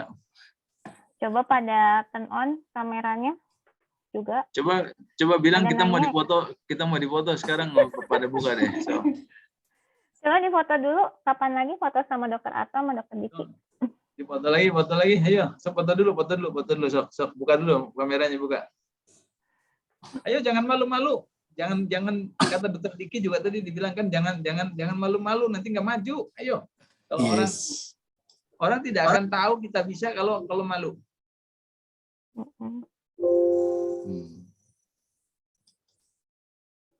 Satu angkatan 200 berapa? Satu angkatan? Sekarang, Dok? Itu 252, Dok. 252. Ayo buka kameranya. Ayo, jangan malu-malu bertanya. Nggak ada pertanyaan yang jelek, nggak ada pertanyaan yang bagus. Iya. Semua harus nanya. Ayo, jangan malu-malu. Budayakan, dibiasakan untuk bertanya dan berpendapat. Nggak usah takut salah. Salah adalah sifatnya manusia.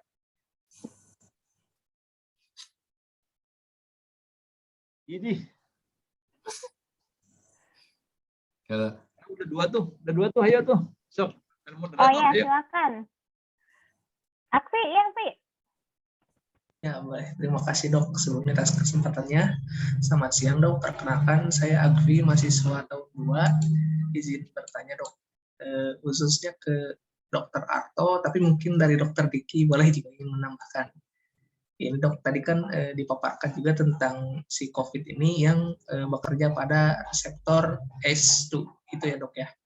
Nah, saya sebenarnya belum pernah membaca secara khusus gitu terkait patogenesisnya, cuman apakah mungkin gitu jika COVID ini diberikan terapi ACE inhibitor gitu, atau mungkin justru dikhawatirkan gitu dari efek ACE inhibitor ini kan kalau kita tahu di kardiovaskular sendiri ada efek untuk menurunkan tekanan darah, takutnya ada efek itunya juga gitu Dok.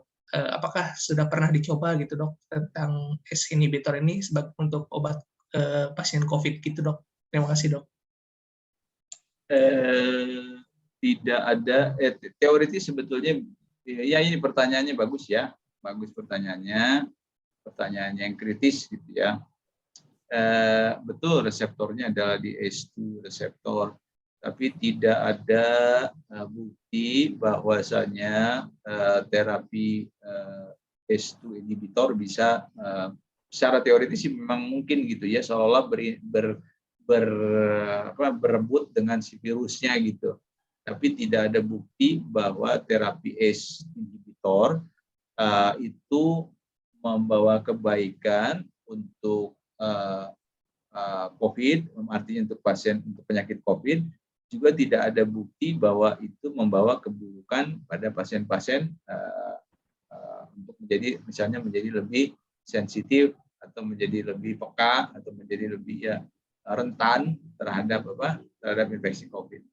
Tidak ada kaitan sama sekali. Ya, ada lagi yang mau ditanyain? Dari saya sudah cukup sih Dok. Artinya belum bisa dipastikan bahwa ACE ini akan memberikan manfaat gitu Dok ya? Enggak. Memang tidak memberikan manfaat. Oke, baik. Terima kasih Dok.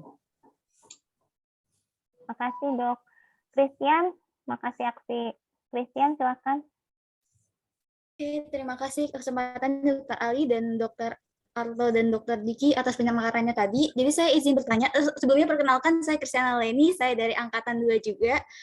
Saya ingin nanyakan Dok tentang seberhubung Juli lalu sempat kan kita ada kasus puncak ya pada tentang COVID ini. Dan itu ada asumsi juga bahwa bisa berkaitan erat dengan adanya varian Delta. Nah, kan sekarang ada tadi dokter juga tadi saya tertrigger ada tentang varian Omikron tadi. Nah, sekarang kan berhubung juga udah mendekati akhir tahun, dari dokter khususnya ke dokter Diki tadi ya, karena ini materinya dari dokter Diki juga. Bagaimana ya dok baiknya langkah yang tepat untuk mencegah si dok biar nggak terjadi lagi gitu penaikan kasus yang siapa tahu yang khawatirnya nggak bisa disebabkan karena varian Omikron ini. Sekian dari saya, Dok. Terima kasih. Ya, prinsip dalam epidemiologi itu kalau wabah penyakit menular, makanya tadi Dokter Ato nyinggung vaksin TB itu. Selama populasi itu rawan, tidak punya imunitas, selama itu juga potensi ledakan ada, gitu. Makanya baik itu imunitas karena atau dari vaksin atau pernah terinfeksi. Nah, bicara Indonesia, katakanlah kita ambil hitungan pemerintah yang dosis pertama aja dianggap itu jadi imunitas, itu masih kurang lebih 30-40% penduduk kita rawan. Jadi potensi ledakan itu jadi keniscayaan. Sulit kita menghindari itu. Nah, yang bisa kita lakukan adalah mitigasi. Mitigasinya dengan cara apa? Percepat, tentu ke program vaksinasi, terutama dengan strategi public health itu memprioritaskan kelompok paling rawan. Kenapa harus prioritas? Karena resources kita terbatas, vaksinnya terbatas, orang yang memberi vaksinatornya terbatas, ya. Jumlah tempat orang-orang fasilitas kesehatan yang menyediakan vaksin juga terbatas. Nah, itu semua harus dibuat efektif. Nah, cari kelompok yang paling rawan tuh yang berkontribusi pada keparahan kematian kan lansia atau yang komorbid. Itu yang harus diprioritaskan. Itu salah satu mitigasi. Mitigasi lainnya karena akselerasi vaksinasi ini kan nggak akan bisa langsung sehari 10 juta gitu kan, sulit. Kita sekarang masih di 2 jutaan, paling bagus 3 jutaan. Nah, itu harus dikombinasi berarti. Sembari dengan apa? Yang tadi layers yang disampaikan Dr. Arto itu. Ada yang dengan non-pharmaceutical intervention, ada 5M-nya, jangan abai. Kemudian pemerintahnya juga 3T-nya, menemukan kasus. Nah, itu semua harus dikombinasi. Jadi kalau ditanya potensi gelombang berikut ya memang sulit kita menghindari. Tapi yang bisa kita cegah adalah supaya nggak besar. Dan sekarang modalnya sudah alhamdulillah karena sudah lebih banyak orang yang divaksin, yang sakit juga udah banyak, ya, yang penyintas pemerintah data resminya aja udah 12 juta yang terinfeksi. Ya. Walaupun pemerintah yang angka pemerintahnya 4 juta, jadi digabung 16 juta. Walaupun itu bisa lebih dari itu, tapi kan tetap kita harus kombinasi karena namanya orang yang punya kekebalan ini juga kan tetap vaksin itu dari 4 manfaat, tetap dia belum bisa menjamin orang itu benar-benar nggak terinfeksi kan gitu. Kalaupun terinfeksi kalau sudah divaksin nggak parah cenderung. Nah, kalau bicara statistik kan selalu ada aja orang yang akhirnya ya ketempatan yang proporsi yang paling kecil itu ya ketempatan kecil kan, makanya harus dikombinasikan. Nah, selain itu yang divaksinasi pun saat ini belum ada vaksin yang bisa 100% menjamin mencegah penularan.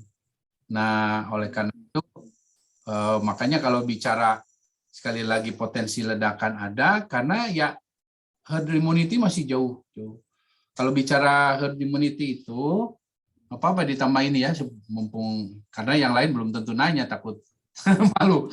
Herd immunity itu kalau orang kita kedokteran ditanya, apalagi adik-adik ini tanya, ya herd immunity itu sesuatu yang ada formulanya, ada rumusnya. Nah itu salah satu rumus yang menentukan adalah adanya syaratnya itu vaksin yang bisa mencegah penularan. Nah sekarang belum ada. Jadi kalau dari kriteria itu aja nggak terpenuhi yang utamanya, ya kita paling bisa mencapai ambang batas herd immunity. Makanya sekarang yang lagi ramai nih, ini barusan nih PPKM level 3, karena ada pernyataan pejabatnya yang mengatakan kita udah vaksinasi, udah, ya betul, karena kan tetap bisa terinfeksi, bisa menularkan. Perannya Kristiana, itu kamu ngajak orang-orang sekitar itu, kalau belum divaksin, apalagi sekarang ternyata banyak yang masih percaya teori-teori konspirasi, bantu pemerintah dengan memberi mengcounter itu. Dan karena nggak mungkin mengandalkan pemerintah, Dokter Arto, saya, ya itu kita semua harus. Baik dok, terima kasih banyak dok, sangat menjawab. Dan saya kembalikan ke Dokter Ali ya kalau gitu. Terima kasih banyak dok. Sami. Terima kasih. Silakan Livia, selanjutnya. Baik, sebelumnya selamat sore kepada Dr. Diki, Dr. Ali, dan juga Dr. Arto. Terima kasih banyak atas kesempatannya. Salam kenal, nama saya Livia Gata. Di sini saya izin untuk bertanya beberapa pertanyaan ya dok. Sebelumnya yang pertama kepada Dr. Arto terlebih dahulu. Sebenarnya ini lebih ke rasa penasaran saya sih dok, karena dulu kan sempat ada nih obat dari chloroquine phosphate, di mana itu tuh kan lebih ke agentnya sendiri, itu kan lebih ke prosesnya kan, dan juga sama-sama penghambatnya itu penghambat di ACE2. Di mana di situ kan ada glikosilasi dan lain sebagainya sehingga terjadi glikotransferase.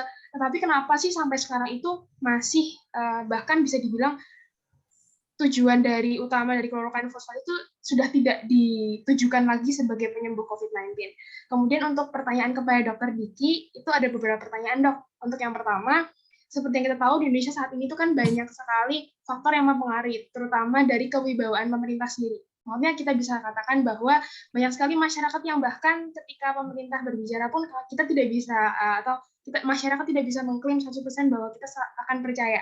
Sedangkan dari apa yang disampaikan oleh Dr. Diki sendiri dari papernya yang di SWOT Analysis of Indonesia COVID-19 Management, pada poin strength-nya di situ disampaikan ada consistent public health measures. Nah, bagaimana dokter bisa mencantumkan poin tersebut ketika kita bisa melihat, mungkin mohon maaf sebelumnya apabila Livia tidak bisa mencantumkan secara data, akan tetapi apabila kita lihat secara general di dalam kehidupan kan rasanya seperti itu ya dok. Masyarakat kurang memiliki kepercayaan, berbeda dengan negara-negara yang bisa dibilang seperti New Zealand yang punya kewibawaan yang luar biasa. Jadi ketika ingin melakukan sebuah lockdown, secara otomatis masyarakat langsung patuh terhadap perintah tersebut. Berbeda dengan Indonesia yang mungkin dipengaruhi juga oleh berbagai faktor. Kemudian kedua dok, terkait tadi juga Dr. Diki menyampaikan bahwa dokter sempat tergabung kepada BPJS. Jujur di sini Livia sempat ingin menanyakan terkait klaster yang disampaikan oleh BPJS. Jujur Livia juga kurang tahu bagaimana secara spesifik pembagian klasternya. Akan tetapi apakah hal tersebut juga dibagi berdasarkan kelas ekonomi? Karena kalau misalnya kita lihat dari yang BPJS termurah dengan juga BPJS dengan kelas tertinggi itu rasanya sepertinya kurang bisa memfasilitasi dan juga melihat dari kualitas dan juga pendapatan ekonomi masyarakat Indonesia secara universal. Seperti itu. Terima kasih banyak dok. Silahkan Dr. Arto dulu, dok. Ya, oke. Terima kasih. Tadi pertanyaannya mengenai klorokin ya. Klorokin atau hidroksikloroquine gitu ya. Ya, theoretically banyak sekali obat yang bisa diberikan sebetulnya ya. Jadi obat itu bisa kita pikirkan untuk mematikan virus ya, ketika dia terlibat di dalam proses metabolismenya gitu ya. Klorokin betul, secara teori dia meskipun itu adalah obat yang repurpose ya. Jadi sebetulnya kan itu bukan obat COVID kan, bukan obat virus, itu kan obat buat malaria kan, ya. Ya, obat-obat repurpose, tapi dia punya dasar pemikiran hampir sama dengan Umenovirovir. Jadi dia mencegah jangan sampai terjadi penempelan gitu ya. Cuma kalau di dunia medis itu selalu berbicara berbasis bukti. Ya. Kalau theoretically sih boleh seperti itu gitu. Yang nggak masuk di akal itu adalah ya kalau kita memberikan oseltamivir. Kalau oseltamivir itu nggak ada jalurnya. Oseltamivir itu neramidase inhibitor. Dan itu tidak dipunyai oleh virus COVID. Dipunyai oleh virus influenza. Ya, jadi nggak masuk akal sama sekali ngasih oseltamivir. Dan sekarang kan udah ditarik tuh, udah nggak lagi diberikan. Ya. Nah, klorokin punya kemungkinan itu. Kemudian ada obat-obat untuk HIV misalnya. Lopinavir, ritonavir tuh, Aluvia, ya, kemudian favipiravir, ya, itu semua punya landasan kemungkinan untuk dipakai, gitu. Karena dia terlibat di dalam proses metabolismenya si virus, jadi bisa diberikan. Tapi kita tadi saya katakan sekali lagi, kalau kita itu adalah masyarakat yang sangat ilmiah, kalau kita nih dokter nih selalu berbicara berdasarkan selalu tindakan kita tuh didasarkan kepada bukti ilmiah. Nggak ada studinya yang memperlihatkan hasil yang bagus. Termasuk studinya WHO yang besar, Solidarity Trial untuk HCQ atau CQ untuk hidroksikloroquine ataupun kloroquine. Nggak ada studinya yang bagus. Nggak ada studinya yang memperlihatkan bahwa itu bisa dipakai. Termasuk kalau studinya WHO itu tidak memberikan remdesivir. Pernah dengar nggak remdesivir mungkin ya? Pernah dengar ya? Mungkin itu populer banget ya obat remdesivir gitu ya. Itu tidak diberikannya gitu. Padahal itu jelas-jelas kalau dilihat di metabolismenya itu sangat-sangat di RDRP ya. Nah, itu sangat RNA dependent polymerase, RNA polymerase gitu ya. Itu sangat-sangat terlibat di situ gitu. Tapi penelitiannya WHO itu memperlihatkan hasilnya kurang baik, tapi banyak lagi penelitian lain ya, REMAP-CAP dan yang penelitian yang lainnya memperlihatkan hasil yang bagus sehingga masih diperdebatkan. Dan kalau NIH, National Institute for Health, itu sudah merekomendasikan remdesivir, tidak WHO gitu ya. Tapi at least adalah yang merekomendasikan. Tapi enggak lah kalau kloroquine dan hidroksikloroquine enggak ada yang merekomendasikan di dunia ini. Meskipun theoretically bisa gitu. Beda dengan tadi saya bilang oseltamivir ya, itu jauh bisa oseltamivir mah ya. Enggak ada logisnya gitu masuk ke situ gitu ya. Jadi sekali lagi, kedokteran adalah selalu berbasis pada bukti ya, pada evidence yang terpercaya, bukan kepada kira-kira, bukan kepada perasaan. Ya, bukan kepada punten ya, maaf saya bilang ya, tapi kan harus paham, bukan kepada sekedar didasarkan kepada karya anak bangsa gitu ya, nggak jelas-jelas gitu ya. Tapi semuanya harus berbasis bukti. Kalau di kedokteran tuh ya. Jadi semua harus ada buktinya. Mau lebih diutamakan tentu kalau karya anak bangsa, tapi harus ada buktinya tetap kalau di kedokteran ya. Karena kita ini orang yang paling ilmiah loh ya. Dokter itu orang yang paling ilmiah. Ya, itu mungkin ya. Mudah-mudahan menjawab. Nanti kalau masih belum puas, tanya lagi. Ya. Terima kasih, Dokter Arto. Silakan, Dokter Diki. Saya ini share ini ya, Livia, supaya jelas. Nah, ini. Jadi di kekuatan, ya, di kekuatan itu, dan ini adalah hasil FGD, atau Focus Group Discussion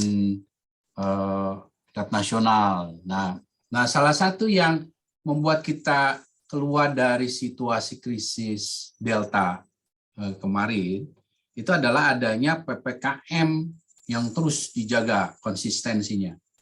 Walaupun semakin turun, tadinya PPKM darurat terus sampai ke arah sekarang. Nah, itu yang disebut salah satu contoh konsistensi. Bahwa di sisi lain ada risk communication isu ya, ini masuk kelemahan, termasuk yang sekarang PPKM 3 mau terus sekarang berubah bahwa betul memang harusnya PPKM itu berbasis indikator, tapi kan ini perubahan-perubahan ini juga menimbulkan kebingungan. Nah, ini contoh bagaimana risk communication jadi isu terus dari awal sampai sekarang, walaupun sudah ada juga perbaikan, tapi tetap jadi awal. Termasuk kalau bicara trust itu ada di sini, ada di governance, ada di tata kelola, ada juga di risk communication, ada di leadership. Jadi ini semua berfluktuasi gitu.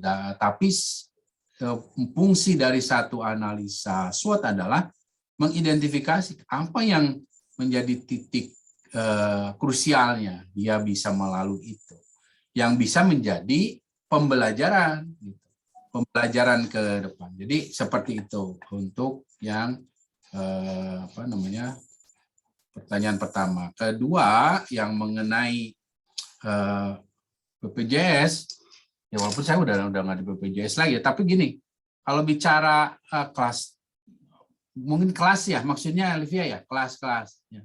Bicara kelas-kelas ini kan kalau bicara untuk aspek asuransi itu melihat bagaimana kemampuan atau disebut dengan willingness to pay, kemampuan bayar, dan saat ini karena kalau bicara asuransi itu akan agak ada jumlahnya itu kan ada konsekuensi biaya ketika dia masuk kelas tertentu, karena makanya ada usulan tanpa kelas gitu. BPJS itu ada usulan begitu dengan segala macam pertimbangannya. Nah, kalau yang kelas-kelas ini karena melihat pada willingness to pay itu, kemampuan bayar.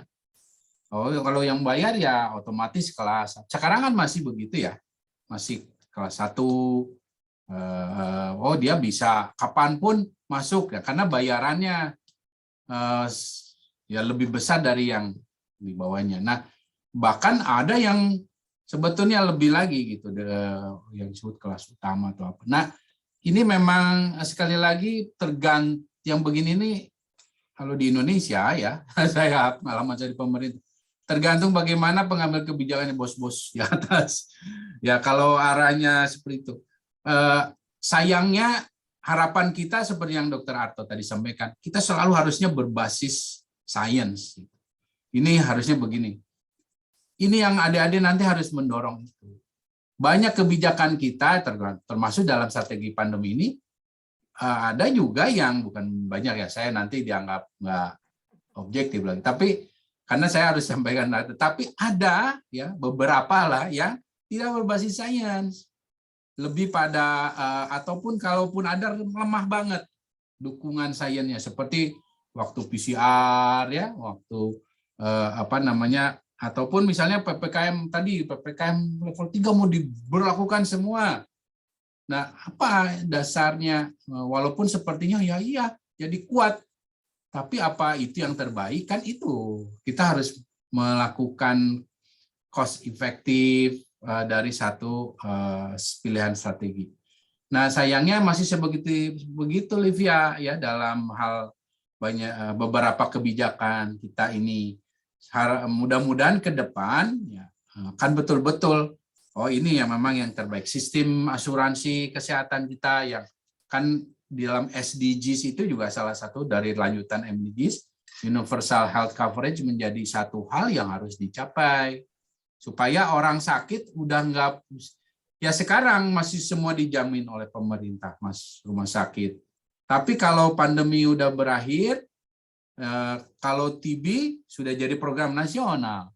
Nah, ini apakah nanti jadi program nasional jadi tanggungan? Nah, kalau bukan masa krisis, nah ini yang nanti harus dikaitkan dengan universal health coverage. Seberapa mampu BPJS misalnya menanggung apa itu vaksinnya, pengobatannya, karena pengobatan pasien COVID mahal ya dokter Ato ya, bisa berapa? Saya nggak tahu berapa. Nah ini kan kalau makanya ketika saya pernah diundang oleh BPJS juga, saya bilang oleh pemerintah minta, saya bilang kalau dibebankan pasti mahal sekarang karena masih banyak juga kan kasusnya. Nah, kurang lebih mungkin begitu, mudah-mudahan bisa menjawab Livia. Baik, terima kasih banyak atas jawabannya Dr. Diki dan juga Dr. Arto. sangat menjawab. Terima kasih banyak. Saya kembalikan ke Dr. Ali. Terima kasih, Dok. Ya, terima kasih. Anissa, silakan. Baik, terima kasih Dokter Ali. Izin Dokter Diki dan juga Dokter Aryo mau nanya, pertama mungkin untuk Dokter Diki terlebih dahulu. Tadi aku udah sempat baca papernya Dok, dan menurut aku menarik banget, terutama di bagian di sini disebutin kalau misalnya setelah implementasi yang cukup ketat, itu dilanjutkan dengan adanya phase relaxation by Indonesian government. Nah, aku ngerasa mungkin hal yang relaxation itu sekarang lagi dilakuin ya Dok. Apalagi tadi disebutin kalau PPKM level 3 itu buat Nataru nggak jadi diimplementasikan. Nah, aku pengen nanya, kan sekarang itu kondisinya lagi ada varian Omicron, meskipun belum terbukti ada di Indonesia, apakah relaksasi ini tuh tepat untuk dilakukan gitu Dok, untuk Nataru di akhir tahun ini. Lalu aku juga pengen tanya Dok, sebenarnya gimana sih Dok peran epidemiologis dalam menentukan suatu policy yang dikeluarkan oleh pemerintah, contohnya dalam hal tidak adanya si PPKM fase 3 untuk Nataru tahun ini. Terus untuk Dr. Arto, aku ingin tanya Dok, dari berbagai anti-TB treatment yang ada, itu kan sifatnya membunuh bakteri-bakteri yang ada. Nah, aku pengen tanya untuk mikrobiota yang normal, yang resident di dalam tubuh manusia itu, apakah terganggu atau tidak, dan apakah ada apakah hal tersebut bisa dicegah, diperbaiki dengan konsumsi probiotik untuk berbagai adverse reaction yang ada dalam treatment TB. Terima kasih, Dok. Terima kasih. Langsung ya, Dr. Ali ya? Oh, oke. Iya Dok, silakan Dok, langsung Dr. Diki. Terima kasih pertanyaannya, Nisa. Bagus pertanyaannya. Pertama, saya jawab yang kedua dulu lah. Jadi harusnya memang dalam pengendalian pandemi itu begini, bahwa ya banyak seperti yang saya sampaikan, banyak yang terlibat. Tapi kalau bicara strategi, memang idealnya itu sebetulnya bukan semuanya epidemiolog, tapi ahli pandemi, ahli global health security. Itu yang kita belum punya. Indonesia belum punya itu. Makanya saya sekolah ini, sekarang di sini saya lagi sekolah. Karena di sini aja saya ngasih gambarannya. Untuk sekolah ini dan mendapat beasiswa ini, coba syaratnya itu dia harus pernah menjadi memimpin atau mengendalikan satu wabah pada level nasional atau regional. Ini salah satu syaratnya untuk masuk sekolah ini. Ya kan nggak banyak yang begitu dari CV-nya. Kemudian ya basicnya kalau nggak jelas kalau dokter sebetulnya nggak harus dokter, tapi bisa public health gitu ya. Tapi dia harus kalau nggak epidemiologi atau ahli penyakit menular. Kalau ahli penyakit menular itu kayak Dokter Arto itu ahli penyakit menular gitu. Nah, jadi nggak mesti epidemiolog. Nah, tapi kombinasi experience ini dengan kompetensi ini kan nggak banyak. Itu sebabnya ya di dunia beberapa orang bisa dihitung jari. Nah, Fauci salah satu yang awal. Saya banyak dipraktisi. Nah, ketika satu negara itu mengalami masalah seperti ini, orang yang memahami pandemi global security ini yang memberi masukan dalam artian strateginya. Oh ini begini, karena dia bicara dari sisi pengalaman dan kompetensi. Ketika misalnya, oh ini nggak bisa nih, dari awal saya sudah bilang nggak bisa PPKM level 3, saya udah bilang, karena yaitu kombinasi tadi itu ada pengalaman dan bahwa kemudian belakangan pemerintah menganulir dan benar gitu. Ya itu hanya membuktikan sekali lagi sains itu ya benar ketika kita jadikan patokan.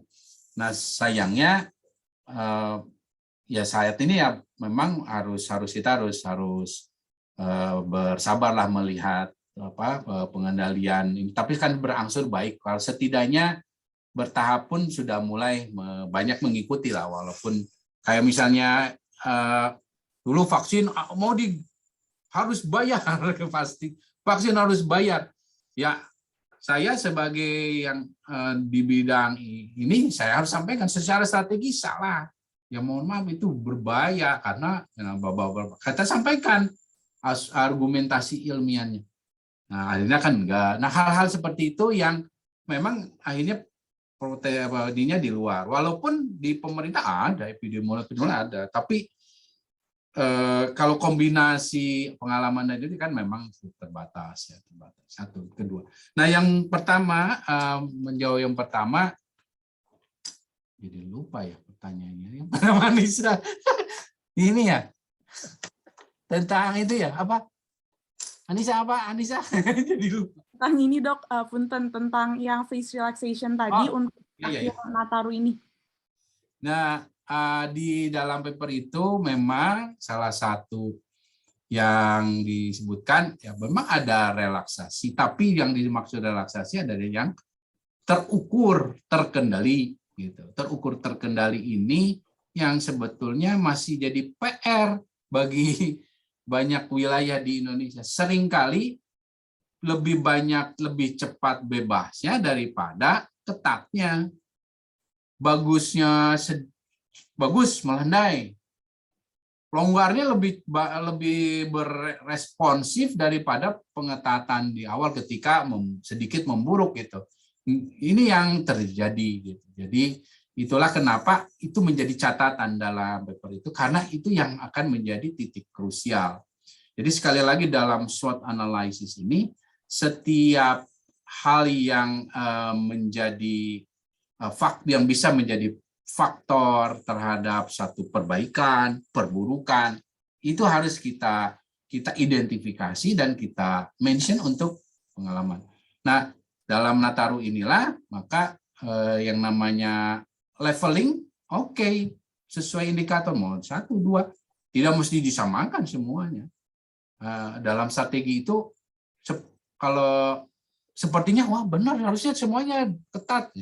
Enggak begitu, karena kita ingat ada reward and punishment, ada carrot and stick itu loh. Nah, jadi kan mencapai level 1, level 2 itu luar biasa berusahanya, sektor usaha semua, karena pengen menikmati.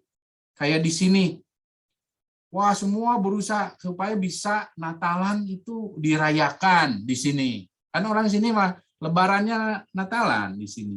Nah, itu adalah insentif, reward. Kalau itu nggak diberikan setelah jerih payah yang dilakukan, orang hilang trust-nya. Paham nggak? Ya, hilang trust-nya. Jadi, buat apa kalau itu saya divaksin? Buat apa saya nanti juga semuanya kan gitu. Itu yang berbahayanya. Tapi pelonggarannya tetap harus terkendali dalam batasan. Dan juga ada yang sifatnya tetap berlaku umum. Kalau dalam event seperti Nataru atau apapun ya, bahwa nggak boleh ada perayaan dan lain sebagainya. Jadi itu ya, Anissa. Baik, terima kasih banyak Dokter Diki. Terima kasih Dokter Diki. Ya, Dokter Arto, mangga Dok. Oke, ya pertanyaannya tadi ya pertanyaan bagus itu ya, betul bagus karena pertanyaan itu belum pernah diajukan sebelumnya. Ini ya, antibiotik itu ada yang kerjanya spektrumnya luas, bukan antibiotik, antimikroba ya saya sebutnya ya. Kalau antibiotik kayaknya kok spesifik banget gitu ya. Ada yang spektrumnya kerjanya luas, ada yang spektrumnya kerjanya sempit gitu. Nah, dalam memberikan obat-obatan TB, ya di situ kan ada INH, ada etambutol, ada pirazinamid, dan ada rifampicin. Ya, yang tiga ya, INH, etambutol, pirazinamid itu hampir-hampir tidak mengambil bakteri yang lain. Ya, dia hampir-hampir tidak bekerja terhadap bakteri yang lain. Dengan kata lain apa? Dengan kata lain ekosistem ya, ekosistem kuman atau mikroorganisme tidak terganggu. Oke, ya. Nah, rifampicin itu kadang-kadang memang dia bisa mengambil obat kuman-kuman lain. Contohnya apa yang bisa diambil oleh rifampicin? Contohnya adalah MRSA misalnya, methicillin resistant Staphylococcus aureus ya. Apalagi contohnya? Contohnya Neisseria gonorrhoeae gitu ya. Nah, tapi sepanjang dan harus diingat ya, obat-obat TB itu sudah digunakan selama 50 tahun. Mungkin lebih ya lebih lah dari 50 tahun ya. Hampir setengah abad lebih gitu ya. Nah, karena dasarnya adalah dia spektrum kerjanya itu sempit, ya betul-betul hampir spesifik untuk TB saja yang 3 tadi, sedangkan rifampicin pun seluas-luasnya rifampicin itu tidak membuat tidak merupakan suatu broad spektrum gitu ya, broad spektrum antimikroba, maka selama ini tidak dipermasalahkan dia akan mengganggu ekosistem dalam hal pemberiannya gitu. Jadi lain misalnya kalau kita kasih broad spektrum ya. Misal kita kasih antibiotik, misalnya kita kasih cefalosporin generasi keempat ya. Itu kan broad spektrum, kita kasih cefepime gitu ya. Nah, banyak sekali kuman yang mati gitu. Banyak sekali kuman yang mati. Ya. Kalau kuman itu kalau kita ibaratkan begini ya, satu tampan ya. Satu wadah gitu, satu tampan ya, satu nampan itu daerah sini dikuasai oleh bakteri ini. Daerah sini dikuasai oleh bakteri ini. Daerah sini dikuasai oleh bakteri ini. Jadi udah terbagi, udah terisi semua tuh. Ya. Udah terisi semua. Nah, ketika kita berikan antibiotika yang spektrum kerjanya luas, maka beberapa bakteri yang mengisi nampan itu mati. Ya. Nah, daerah yang mati itu kan kosong. Oke? Daerah yang mati itu kan kosong. Nah, maka yang sebelah-sebelahnya yang nggak mati, dia akan overgrowth. Akan berkembang biak. Dan ini nanti potensial menjadi penyebab dari kalau terjadi misalnya infeksi di masa depan. Sehingga, nah itu bedanya dengan anti TB. Kalau anti TB itu enggak, dia nembaknya cuma itu saja, gitu, betul-betul nembak cuma TB. Jadi tidak perlu kita menggantikan dengan apa-apa gitu ya. Nggak usah kita misalnya kasih ini, kasih itu, kasih probiotik, misalnya kasih lactobacillus atau gimana, nggak usah ya kalau untuk pengobatan TB ya. Oke, mungkin mudah-mudahan itu menjawab ya. Baik, sangat menjawab. Terima kasih banyak, dokter. Terima kasih banyak, Dokter Arto. Ada lagi teman-teman yang mau bertanya? Dokter Arto mau bertanya nih, kalau tadi melihat pemaparannya Dokter Arto, terus membaca Global Tuberculosis Report yang tahun ini yang 2021 gitu dok, angka notifikasinya kan sangat turun. Berdasarkan prediksi Dokter Arto dengan opportunity dan hambatan yang kita punya nih dengan COVID, prediksi dokter bagaimana sih dengan penanganan TB di Indonesia ke depannya gitu dok? Terima kasih dok. Ini yang pintar ngejawab begini Dokter Diki. Oh iya, boleh sama Dokter Diki juga, Dok. Meskipun ini ahli TB-nya dulu yang bicara ahli TB. Begini ya, notifikasi kita tuh selalu jelek. Ini kita terkejut-kejut, terkaget-kaget sekitar berapa tahun yang lalu, saya 2016 gitu ya. Ketika notifikasi kita tuh di angka 36% dari kasus ya. Kita terkejut-kejut ya. Dari situ banyak sekali upaya nih dikerjain nih. Ada tos TB, ketok pintu, segala macam, dikerjakan semua gitu ya. Ini lagi naik-naiknya nih. Ada pencanangan TB oleh Bapak Presiden di Cimahi tahun berapa itu 2019 saya lupa ya.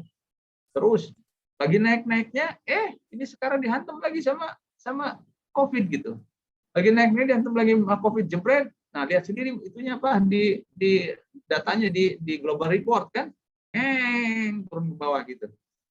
Nah sekarang orang sadar gitu, orang sadar akan hal itu dan sekarang ini alhamdulillah kan angka COVID-nya juga relatif terkendali dan saya berharap terus terkendali, gitu. Jangan sampai tidak terkendali. Gitu.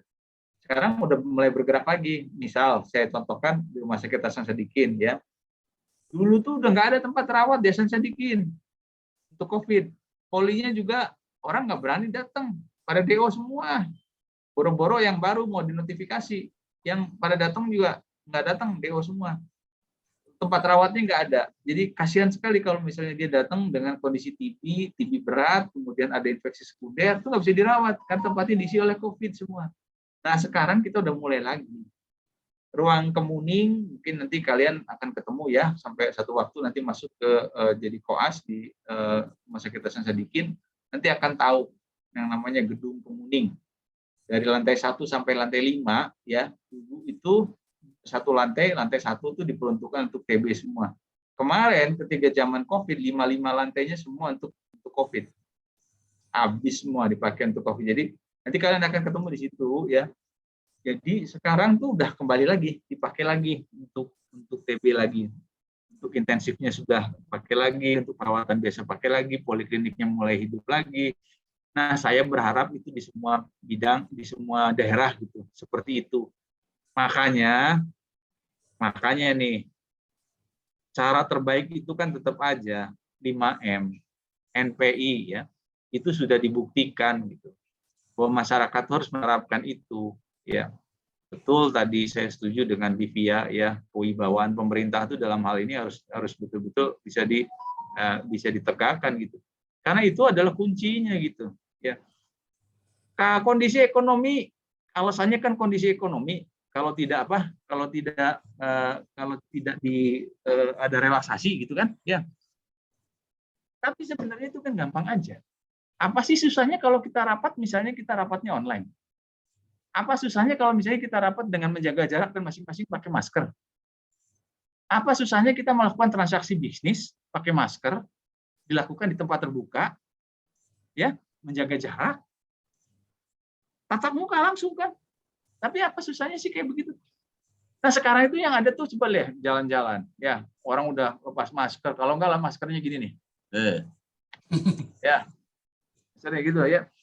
Orang tuh udah kayak begitu sekarang, orang tuh lupa gitu bahwa waktu Juni Juli itu untuk dapat oksigen aja nggak bisa, untuk sekedar masuk UGD aja nggak bisa loh orang-orang masuk UGD pada saat itu ya. Orang lupa hal itu. Nah kalau ini semua bisa di 5M kan dengan baik gitu ya, relaksasi bisa, program TB-nya juga jalan lagi. Tapi saya sih optimis kok. Mudah-mudahan ke depan ini kita bisa jalan lagi ya. Nah, sekarang harus ada tanggapan dari Dr. Diki sebagai epidemiologis. Ya, potensi banyak penyakit yang menjadi program pemerintah di banyak negara berkembang itu cenderung akan memburuk memang karena terpinggirkan, termarginalisasi. Dan ini juga terjadi misalnya terakhir di Dinas Kesehatan Papua tuh, yang potensi yang drop out-nya DO-nya TB banyak meningkat, dan tampaknya MDR atau multi drug resistant ini menjadi juga isu. Bahkan Asia Pasifik itu sebetulnya Indonesia waktu zaman Bu Menteri Nafsia, kita tuh jadi negara yang jadi perhatian karena di Asia Pasifik ya, terutama Australia itu concern banget loh dengan TB-nya. Indonesia tuh takut banget. Kita itu ditakuti itu karena penyakitnya. Indonesia tuh gudang penyakit dan kita hotspot dalam global health security. Kita tuh dalam urutan atas yang berpotensi melahirkan namanya emerging disease sama re-emerging disease. TB ini kan emerging disease. Nah ini yang akan menjadi masalah. Dan pertanyaan Dr. Ali ini bukan hanya masalah di TB aja, tapi NCD juga masalah, kita akan jadi masalah. Termasuk program penyakit yang bisa dicegah dengan imunisasi itu juga cenderung terlantar. Karena bahkan produksi vaksin kita yang program yang dari Bio Farma kan karena semua di covidisasi namanya, ya akhirnya banyak yang produksi juga akhirnya agak terkendal ya beberapa waktu lalu. Nah, belum lagi masalah pelaksanaan di lapangan orang. Nah, ini kan yang menjadi masalah BCG, vaksinasi ini kan rutin itu, bahkan di 0 bulan. Nah, ini hal yang bagus tuh kalau bisa jadi riset sederhana lah di adik-adik ini di daerah Bandung seperti apa. Nah, kalau dalam prediksi saya, sekali lagi kita ini karena belum menyelesaikan masalah tanpa masalah. Kita masih menyelesaikan masalah dengan masalah dunia ya, bukan hanya Indonesia. Jadi motonya Pegadaian itu tidak diterapkan ya, walaupun sebenarnya Pegadaian juga ada masalahnya, ada bunganya di situ. Nah, jadi PR kita besar bahkan setelah pandemi ini. PR-nya dan juga pekerjaannya belum selesai, bahkan lebih besar mungkin setelah pandemi ini. Jadi mumpung, artinya sebetulnya sekarang harus sudah ditata ulang, jangan sampai rumah sakit jadi rumah sakit COVID. Itu yang selalu saya sampaikan pada pemerintah ya, jangan jadi puskesmas COVID. Semua serba COVID. Betul, ini jadi prioritas, tapi bukan satu-satunya kan. Nah, ya, karena mau tidak mau akan jadi namanya collateral damage. Karena potensi prediksinya saya belum ngitung, jadi saya belum bisa jawab. Takut salah nanti kalau.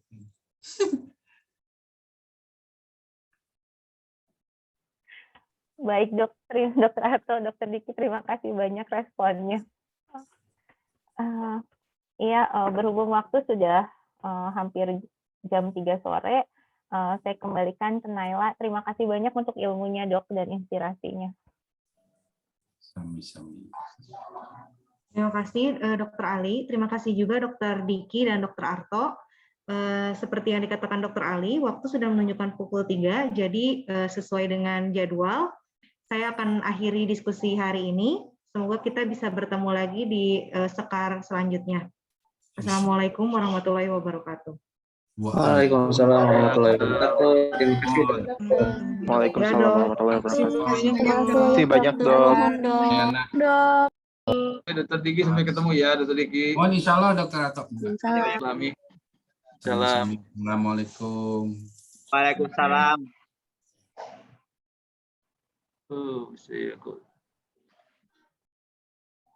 Saya mah N, berarti kalau saya nih. Iya dok, nggak apa-apa. Di N aja. Nggak apa-apa, iya. Di N aja nggak apa-apa. Oke, ya. Ya mari ya. Ya. Naila ya. Mari.